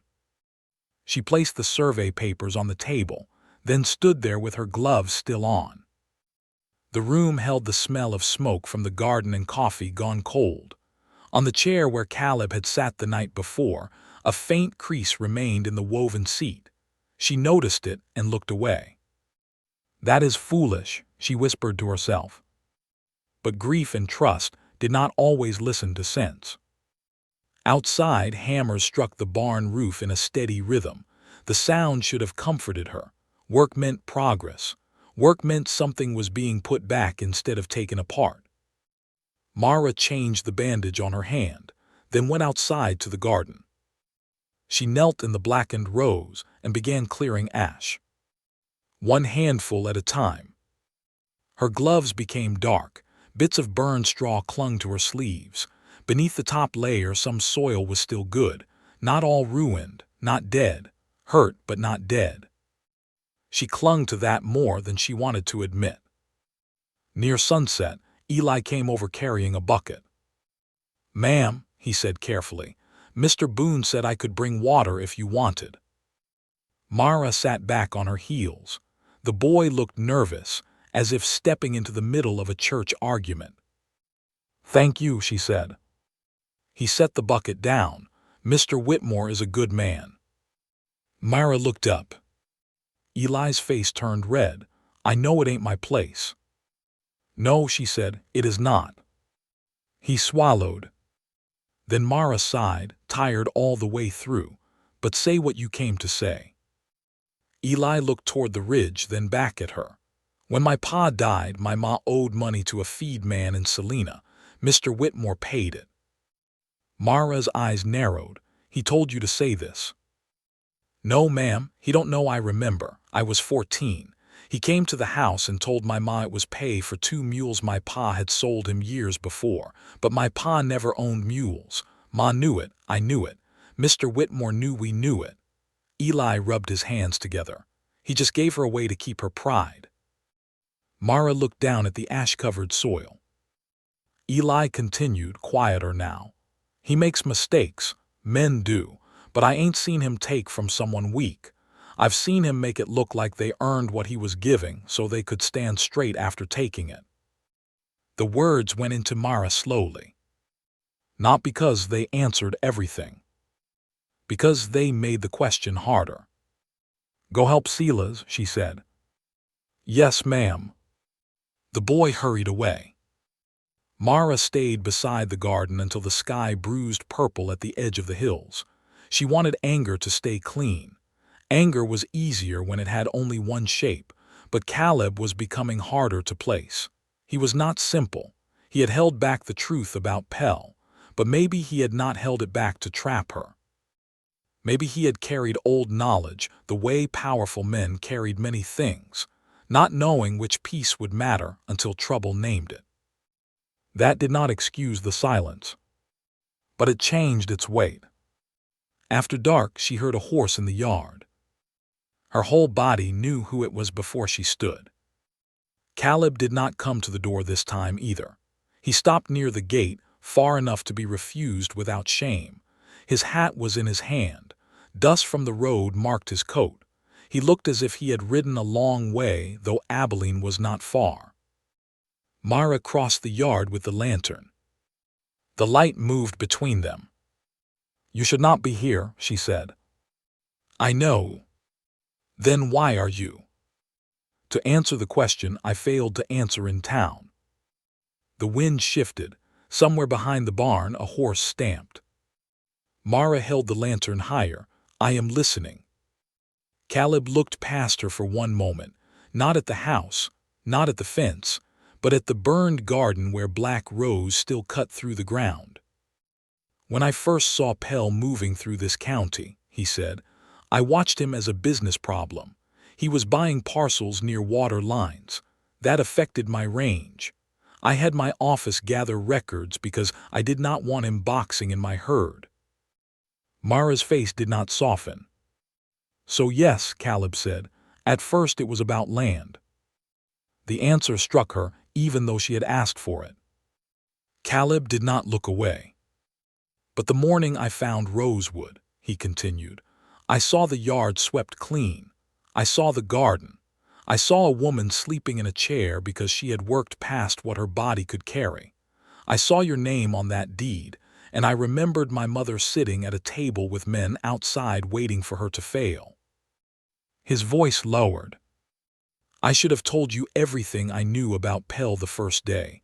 I thought I was keeping the matter practical until I had proof. But that was pride. Mine, not yours. I decided what you needed to know, and that was wrong." Mara's grip tightened around the lantern handle. She had wanted him to defend himself, to make excuses, to say he had meant well so she would have a reason to stay angry. Instead, he had placed the fault plain between them. That was harder. "Why did you not buy Rosewood?" she asked. The question surprised him. "What?" "You could have, maybe not from me, but through taxes, pressure, waiting. Men like Pell do it with dirty hands. Men like you could do it with clean ones." Caleb stood very still. Then he reached into his coat and pulled out a folded paper. He held it toward her, but did not force it into her hand. Mara took it. It was an offer draft, old, never signed, written by someone from Caleb's office weeks before he first rode to Rosewood. It named her claim as a potential purchase due to winter water value. Her stomach tightened. "You had this?" "Yes." "You came to buy." "I came to inspect water. My office wanted me to buy." "And you?" "I saw the deed on your wall." Mara looked up. Caleb's eyes were steady but tired. "I saw a woman who had already lost enough people telling her what was best, so I burned that plan before I rode home." "Then why keep the paper?" "To remind myself what kind of man I nearly became." The lantern flame trembled between them. Mara looked at the purchase draft again. It should have made her angrier. In some ways it did. But the paper had no signature, no filed mark, no trick. It was a path he had been offered and refused before she had trusted him, before the lease, before Pell showed his teeth in public. "You should have told me," she said. Yes, I hate being managed. You should. I hate needing help. I know. Her eyes lifted sharply. Caleb's expression softened. I do not mean I understand all of it. I mean I have seen enough to know help can feel like a hand on your back or a hand on your throat, depending on who gives it. Mara looked toward the house, then the fence, then the garden. All day she had been asking whether Caleb had seen her, or only her land. Now she realized the answer might be painful, because it was not clean. He had seen the land first. Then he had learned to see her. Maybe that was what people did when they were honest. They began imperfectly, then chose better with each step. The thought frightened her more than Pell's threats, because it asked something of her. Not surrender. Trust. A long silence passed. Then Mara folded the purchase draft and handed it back. Keep it, she said. Caleb frowned slightly. Why? So you remember. He accepted it. And so do I, she added. The corner of his mouth moved, but he did not smile fully. I deserve that. Yes, she said, you do. For the first time that evening, something eased between them, not healed, but no longer bleeding. Caleb glanced toward the barn. Silas says the roof will be finished tomorrow. I know. Pell will not stop with today's loss. I know that too. He may try to turn opinion against you, say you are being guided by me, say I am using you against him. Mara's chin lifted. Then we make sure the next move is mine. Caleb's eyes warmed with respect. What move? Mara looked toward the blackened garden. Church is Sunday. Half the county will be there. Yes. I want every person who lost land to Pell to hear what happened at Rosewood. Not from you, from me. Caleb studied her. That will make you a target. I already am. It will bring shame on men who signed because they were afraid. Then I will not shame them. I will tell the truth in a way that lets them stand beside it. The wind moved through the yard. The broken house, the mended fence, the half-repaired barn, and the burned garden seemed to listen. Caleb nodded slowly. You are not just defending Rosewood now, he said. No, Mara said. Pell made a mistake. What mistake? She looked at him, and for the first time since he had known her, the fire in her eyes was not hidden under ash. He taught a quiet woman how loud the truth needs to be. If this turn touched your heart, tell me in the comments whether you would trust Caleb after his confession, because the hardest part of this story is not the fight for land. It is the fight to know when a wounded heart can believe someone again. Sunday came bright and cold. The church outside Abilene was small, whitewashed and plain, with wagon tracks frozen in the yard and horses tied along the rail. Families arrived wrapped in coats and shawls, speaking in low voices that grew lower when Mara Bell rode in. Caleb came too, but he did not ride beside her. He stayed several horse lengths behind. People noticed. Mara noticed more. After the service, while folks gathered near the steps, Mara walked to the front of the churchyard with her ledger in her arms. Her heart hammered so hard she could feel it in her throat. Pell stood near the road, watching from beside his polished roan. He smiled as if she had just stepped into a trap. Mara opened her ledger. The crowd quieted. My name is Mara Bell, she said, voice clear in the winter air. And this week men came to take my land with a lie. Pell's smile faded. Mara looked out at the faces before her. Widows, farmers, ranchers, men who had signed too fast, women who had watched papers change their lives, young hands, old soldiers, tired mothers, people who knew what fear cost when money spoke louder than truth. She lifted the ledger higher. I wrote down what happened. I will read it now. And when I am done, if Pell Land Company has ever used fear, false papers, or confusion to take what was yours, I ask you not to hide your shame. I ask you to bring your truth into daylight." The churchyard went still. Then, before Mara could read the first line, an old farmer near the back removed his hat and stepped forward. "Mrs. Bell," he said, voice shaking, "I got a paper in my trunk you ought to see." A woman beside him began to cry quietly. Then another man stepped forward. Then another. Across the yard, Jonas Pell turned toward his horse. But Caleb Whitmore was already standing by the road, blocking the way without touching a single rein. Jonas Pell stopped 3 steps from his roan. Caleb Whitmore did not touch him. He did not reach for his coat. He did not raise his voice. He only stood in the road with his hat low and his eyes steady, and somehow that was enough to make the whole churchyard understand one thing. Pell was not leaving before the truth did. The old farmer who had stepped forward held his hat against his chest.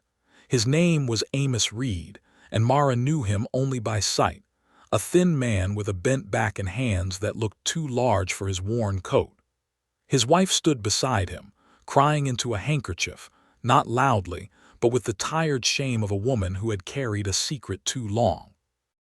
Mara lowered her ledger. "What paper?" she asked. Amos looked around at the crowd, then at Pell. Fear moved across his face, plain as cloud shadow over grass. "My north field," Amos said. "Pell's man said the old road cut through it before my deed. Said if I fought, I'd owe court costs bigger than the land was worth. I signed because my wife was sick, and I thought losing 10 acres was better than losing all 40. His wife whispered, "He never slept right after." Another man stepped forward then, younger, with a black beard and a baby wrapped against his wife's shoulder. "They told me my well was on disputed ground," he said. "Made me lease water from land my father dug with his own hands." A murmur moved through the churchyard. Then a widow in a dark green shawl lifted her chin. "Pell's clerk came to me after my brother died. Said his signature was missing from the transfer and I had no clear right to the cabin. I paid twice for a roof already mine." More voices followed.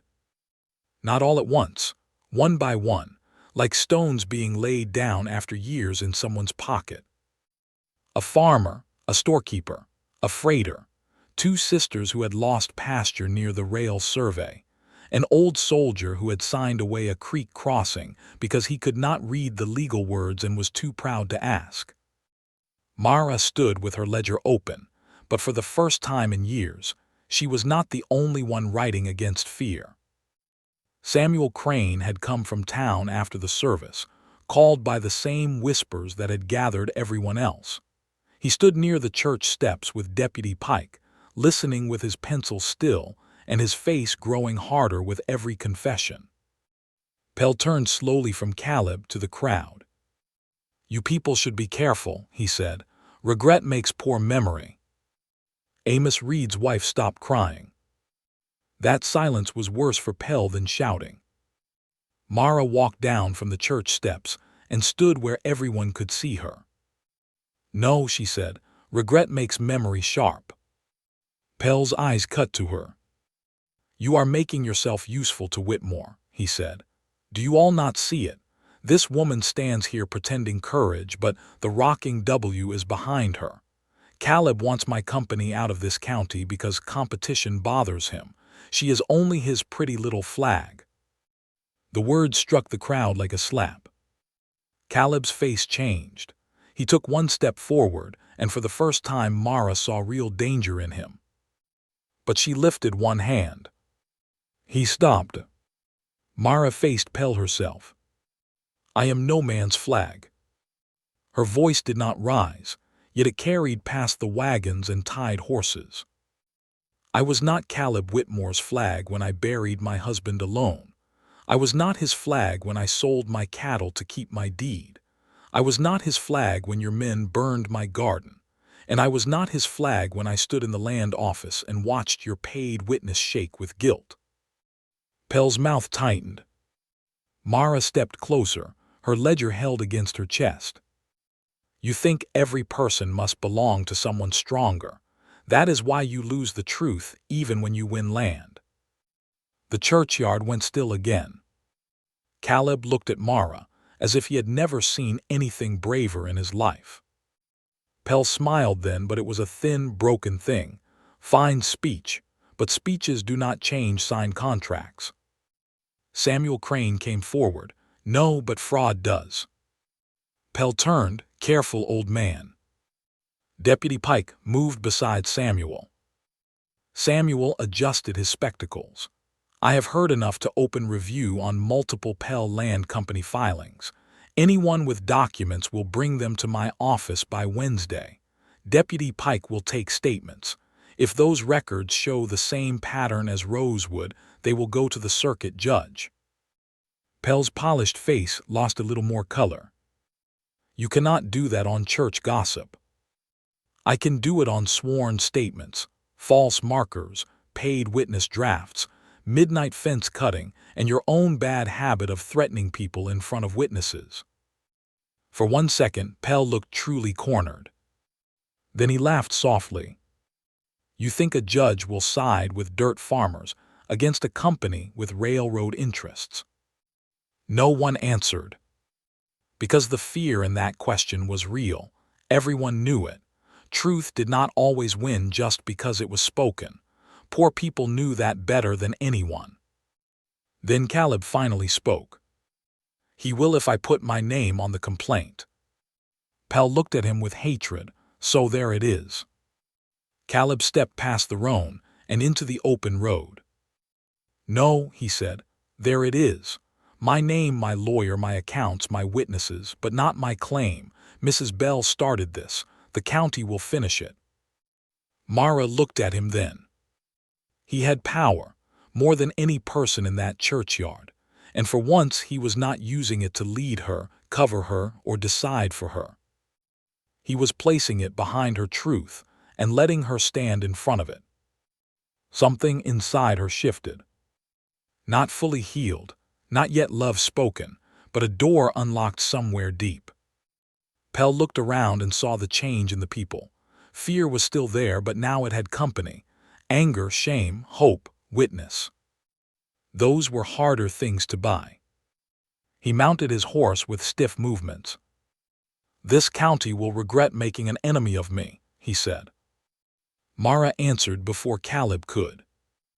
No, she said. You made an enemy of this county when you mistook silence for permission. Pell jerked the reins and rode out hard, his roan throwing dirt from the church road. Nobody followed. Nobody needed to. The truth had already started moving faster than his horse. By late afternoon, the churchyard had become a line of people waiting to speak to Samuel Crane.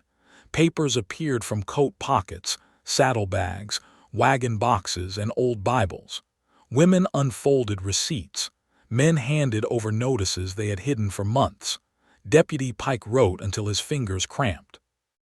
Mara sat on the church step with her ledger open, helping folks put their memories in order. She did not tell them they had been foolish. She did not ask why they had signed. She knew fear made people choose the door that looked least painful at the time. Caleb stayed near the road, speaking only when someone asked him directly.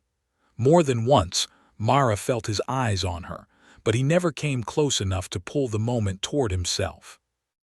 When the sun began to fall, Amos Reed's wife came and placed a small cloth bundle in Mara's lap. For your garden, she said. Mara opened it.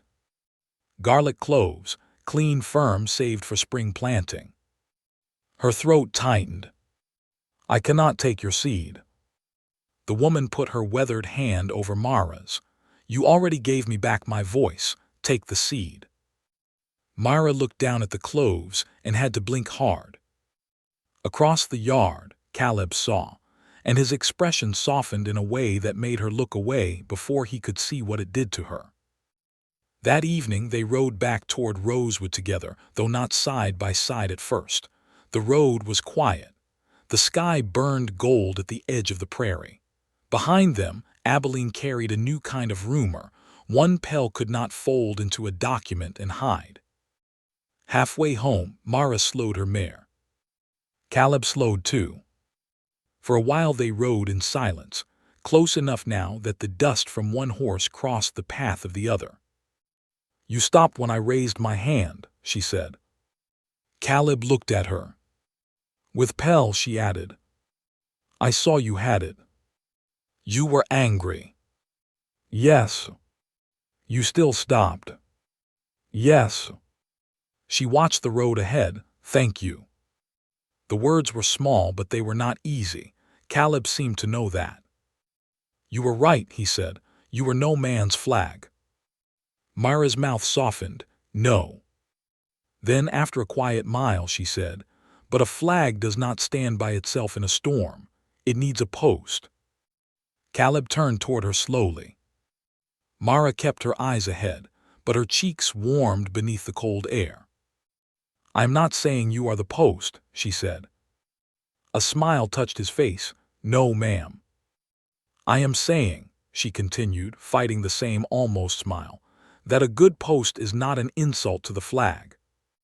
Caleb looked toward the horizon, giving her the mercy of not staring while she tried to speak from a heart that had forgotten how.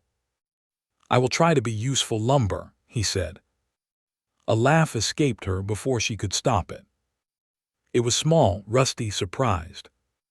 But it was laughter. Caleb heard it and looked at her like the sound had done more to him than any victory in town. When they reached Rosewood, the house waited in the blue evening with one lantern already lit inside. Silas had finished the barn roof. Eli had stacked clean boards by the porch. The south fence stood strong in the last light. The burned garden lay dark but ready, and in Mara's lap, wrapped in cloth, rested the first gift of new seed. She dismounted and stood beside Caleb at the garden gate. For once, the silence between them did not feel like a wall. It felt like ground waiting for rain. Mara opened the cloth and looked at the garlic cloves. "I will plant these tomorrow," she said.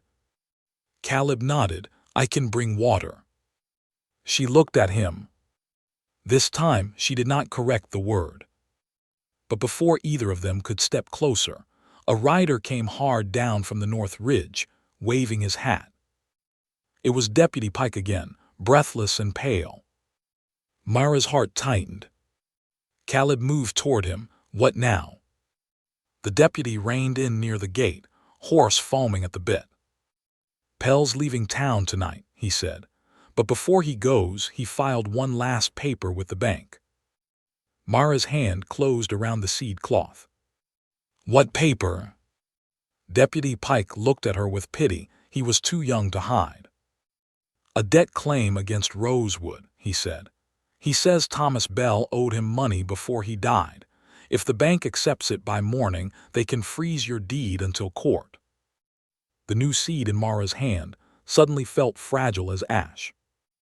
And Caleb Whitmore's face went colder than the coming night.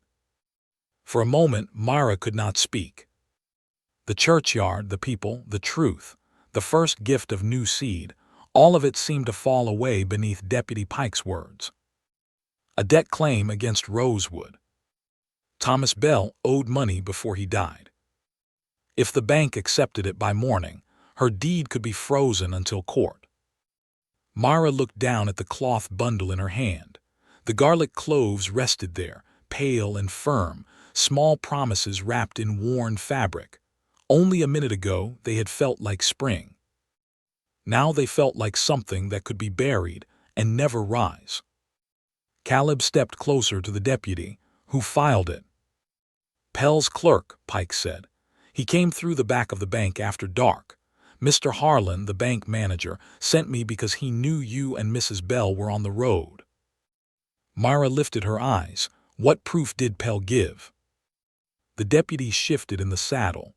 "A note, signed Thomas Bell, says he borrowed $400 against future water access." The words made no sense. Thomas had borrowed small amounts before. Seed money, feed money, nails and tools when the fence first went up. But $400 was not a small amount. Thomas would have told her. He had told her everything about the land, every debt, every argument, every worry that woke him in the dark. No, Mara said. It was not anger at first. It was certainty. No, she said again. Thomas never signed away water. Caleb turned to her. Do you have his papers? Yes. All of them. Mara thought of the trunk beneath the quilt, the oilcloth packet, the blue-threaded letters, the tobacco tin, the receipts tied with string. Thomas had kept every paper because he trusted ink more than memory and memory more than men. Yes, she said, all of them. Caleb looked to Deputy Pike. Tell Harlan not to accept the claim before we arrive. I already told him to wait till morning. Then we ride now. Mara tied the seed cloth tight and slipped it into her coat pocket. Caleb glanced at her. You do not have to come tonight. She gave him one look. He nodded. I know. I had to say it badly once more so I could learn faster. Even with fear clawing at her chest, Mara almost smiled. Almost. They rode back to Rosewood under a sky full of hard stars. Deputy Pike went ahead toward town to warn the bank. Caleb and Mara turned toward the claim, horses moving fast through the cold. Wind pulled at Mara's shawl. Her fingers ached around the reins, but inside her, one thought stayed clear. Pell had dragged Thomas's name through the dirt once. He would not do it twice. When they reached Rosewood, Silas met them at the porch with a lantern. What now? He asked. Mara dismounted. They forged a debt. Silas's face darkened. Against Thomas. Yes. Eli stepped out from the barn, eyes wide. Mara moved past them into the house. She did not wait for anyone to offer help. She crossed to the trunk, pulled away the quilt, and opened the lid. The smell rose first. Old paper, cedar, faint tobacco, a life kept folded in the dark. Caleb stopped at the doorway. May I come in? Mara looked back at him. For a moment she saw not the wealthy rancher, not the man with lawyers, not the man whose name could shake a bank, but the man who had stood at her gate with a mistake in his hand and truth in his mouth. Yes, she said, come in. He entered quietly. Together they spread Thomas Bell's papers across the kitchen table, receipts, survey notes, cattle bills, a loan for seed paid in full, a note from a blacksmith, a church donation recorded in pencil, letters written in Thomas's plain, heavy hand. Mara knew that hand. It leaned slightly right, the capital T cut deep at the top. The B and Bell always closed too tightly, like a loop tied by a careful man. She opened letter after letter, searching for anything that might match Pell's claim. Nothing. Near midnight, her eyes burned. Caleb stood at the hearth, reading an old receipt by lantern light. Silas waited outside with the horses ready. Eli had fallen asleep in a chair near the door, hat in his lap, too loyal to go to the barn. Mara reached into the bottom of the trunk for the last packet. The blue-threaded letters. She hesitated. Caleb saw her hand stop. Those can stay private. They may not have that luxury anymore. Her voice was quiet, but it did not break. She untied the thread. The first letter was the one she had read before. Mara, if I am gone before the spring grass comes, do not trust any man who looks at our land before he looks at you. She laid it aside. The second was shorter, written from a cattle camp 2 weeks before Thomas came home sick. Mara read it once. Then she stopped breathing. Caleb looked up. What is it? She did not answer. She read the line again, then slowly placed the letter flat beneath the lantern. Caleb came beside her. In Thomas's hand, plain as daylight, were the words. Orrin Vale came asking me to sign a debt note for Pell's people, claiming it was only a witness paper for water rights. I refused. Watch Orrin if he comes back. He carries another man's hunger in his eyes. Mara's hand covered her mouth. There it was. Thomas had seen the snake before it struck. He had tried to warn her, but fever had taken him before he could say it aloud. Caleb read the line, then looked at her with a grief so gentle it nearly undid her. "Mara," he said softly. She shook her head once. Tears filled her eyes, but she did not let them fall yet. "Not now," she whispered. "We ride." They reached Abilene before dawn. The town was not awake, but trouble had a way of lighting lamps. The bank glowed from 2 front windows. Inside, Mr. Harlan stood behind the counter in his night coat, hair uncombed, face pale with worry.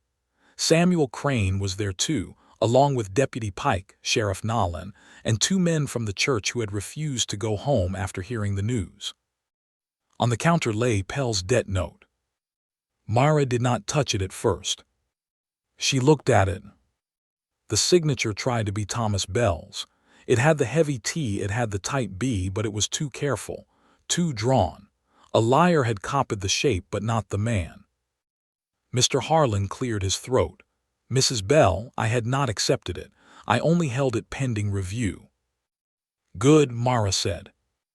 Her voice sounded strange to her, calm, far away. Sheriff Nolan, a heavy-set man with tired eyes, leaned over the note. "Can you dispute the hand?" "Yes." Samuel Crane adjusted his spectacles.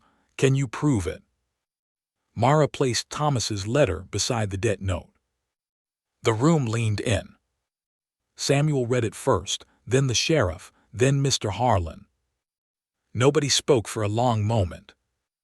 Caleb stood behind Mara, not beside her, not in front of her. Behind, close enough for strength, far enough for the moment to belong to her. Sheriff Nolan took off his hat. "Well," he said quietly, "that changes the night." The bank door opened before anyone could answer. Jonas Pell walked in with his gray coat buttoned high and a satchel in his hand. He stopped when he saw the room full of faces. Then he saw Mara. Then the letter. For the first time, his confidence did not have time to put on its coat. "You are early," Pell said. Mara turned toward him. "No," she said. "You are late. Thomas warned me before you even knew how long a widow could stand." Pell's eyes moved to the sheriff. "I came to withdraw my filing." Caleb's voice was cold. "Of course you did." Pell's jaw tightened. "No harm has been done." Mara stepped forward. "No harm?" she asked. Her voice did not shake now. "You sent men to burn my garden. You planted a marker under my fence. You paid Orrin Vale to lie about my husband. You tried to freeze my deed with a debt Thomas refused while he was still alive. You looked at grief, poverty, and winter and called them opportunity." Pell's face hardened. "You cannot prove I wrote that note." Sheriff Nolan lifted Thomas's letter. "Maybe not this minute." Deputy Pike held up the unsigned instruction taken from Harvey Mills. "But we can start asking." Samuel Crane added, "And every file from your company is now under review." Mr. Harlan stepped back from the counter. "This bank will not honor the claim." The words landed like a door closing. Not loudly. Finally, Pell looked at each face and saw no soft place left. Not the banker, not the recorder, not the sheriff, not the widow he had mistaken for a tired woman in a broken house. His eyes settled on Caleb. "You did this." Caleb looked at Mara. "No," he said. "She wrote it down." Pell turned toward the door. Sheriff Nolan blocked him. "Mr. Pell, I have questions before you leave town." There was no dramatic struggle, no wild gunfire, no cheap ending with dust and blood. Pell was not dragged screaming into the street. He was simply stopped by the same thing he had used against others for years. Paper. Witnesses. Names. truth written clearly enough that men in offices could no longer pretend not to see it. By noon, half of Abilene knew. By evening, riders had carried the story beyond the county road. Pell Land Company's papers were seized for review. Orrin Vale gave a full statement before sunset, shame hanging from him heavier than chains. The 3 men from the fence line named the clerk who hired them. The forged debt was entered as evidence and marked void in the bank ledger. Rosewood claim was free. Not safe from weather, not safe from work, no land ever was. But free from Pell. 3 days later, Mara stood in her garden with the seed bundle in her palm. The burned rose had been cleared, fresh straw lay nearby. The cold ground waited under a pale sky. Caleb stood at the gate holding 2 buckets of water, exactly as he had promised. He did not step in until she looked at him. "You may come," she said. He entered carefully, as if the garden were a church. Myra knelt and pressed the first garlic clove into the soil. Her fingers moved slowly. Caleb knelt across from her, not taking over, only following the row she set. For a while they worked without speaking. Then Mara pulled Thomas's blue-threaded letter from her pocket. She had carried it since the bank. The edges were soft now from her hand. "I thought this letter was only a warning," she said. Caleb looked at it. "Maybe it was also permission," she said. "Not to distrust every man forever, just to notice which ones look at me before they look at the land." Caleb's face softened. "And did I?" he asked. At first, Mara said, "No." He lowered his eyes, accepting it. Then she added, "But you learned." The wind moved across the garden, lifting a loose strand of her hair. Caleb looked up. "I would like to keep learning," he said. Mara's fingers closed around the letter. For 3 years, she had believed love was a house already built and burned behind her. She had thought whatever came next would be duty, survival, maybe respect if life was generous. But now, kneeling in cold soil beside a man who had power and had chosen restraint, she felt something quiet and frightening begin to rise. Not a girl's dream. Not rescue. Something older, slower, earned. "Then learn this," she said. "I will not be owned." Caleb's answer came at once. "Good. I will not be managed. I know. I will not leave Thomas behind like he was a coat outgrown. I would never ask it." Her eyes searched his. "And Rosewood stays Rosewood." Caleb nodded, "Then let it." The simple answer broke something open in her. A tear slipped down her cheek before she could stop it. She turned her face away, angry at the tear, but Caleb did not reach for it. He only stayed still, letting her have even that grief without claiming it. That was when Mara trusted him. Not because he saved her land. Because he did not try to own the pain that came with it. Spring came late that year, but it came. The south fence held through the thaw. The barn roof shed rain cleanly. The creek ran full under cottonwoods that were not as dead as they had looked in winter. Green pushed through the garden where ash had once lain. Garlic first, then beans, then squash vines curling like small hands across the soil. The county changed too. Not all at once. The West never changed that cleanly. But people who had once whispered now carried papers to Samuel Crane. Men who had signed in fear stood beside widows who had been told to stay quiet. Caleb put his lawyers behind the county complaint, but Mara's ledger sat at the center of it. Page after page, fact after fact, written by a woman who had been expected to give up before winter. Pell left Kansas before the circuit judge arrived. Some said he went to Missouri. Some said farther east. Mara did not care. The land he tried to take remained under the boots of the people who had worked it. And Rosewood became more than a claim. It became a place where neighbors came for advice before signing papers, a place where seed was shared, a place where a broken fence had taught a county how to stand together. One evening in late spring, Caleb rode to Rosewood near sunset. He found Mara on the porch, not asleep from exhaustion this time, but sitting with her ledger open and a cup of coffee beside her. The yard was swept clean. The garden shone green in the warm light. The repaired barn stood straight. A horse shifted near the rail. The lantern in the window moved gently in the wind. Caleb stopped at the bottom step. Mara looked up. "You are on private property, Mr. Whitmore." He removed his hat. "I am." Door was open. "No," he said. "This time I waited to be invited." A smile came to her slowly. It changed her whole face. "Then come up," she said. He climbed the steps and sat beside her, leaving a respectful space between them. For a long while they watched the sun lower behind the cottonwoods. Mara opened the ledger to a fresh page. At the top, in her careful hand, she had written, "Rosewood claim, spring planting, year of standing."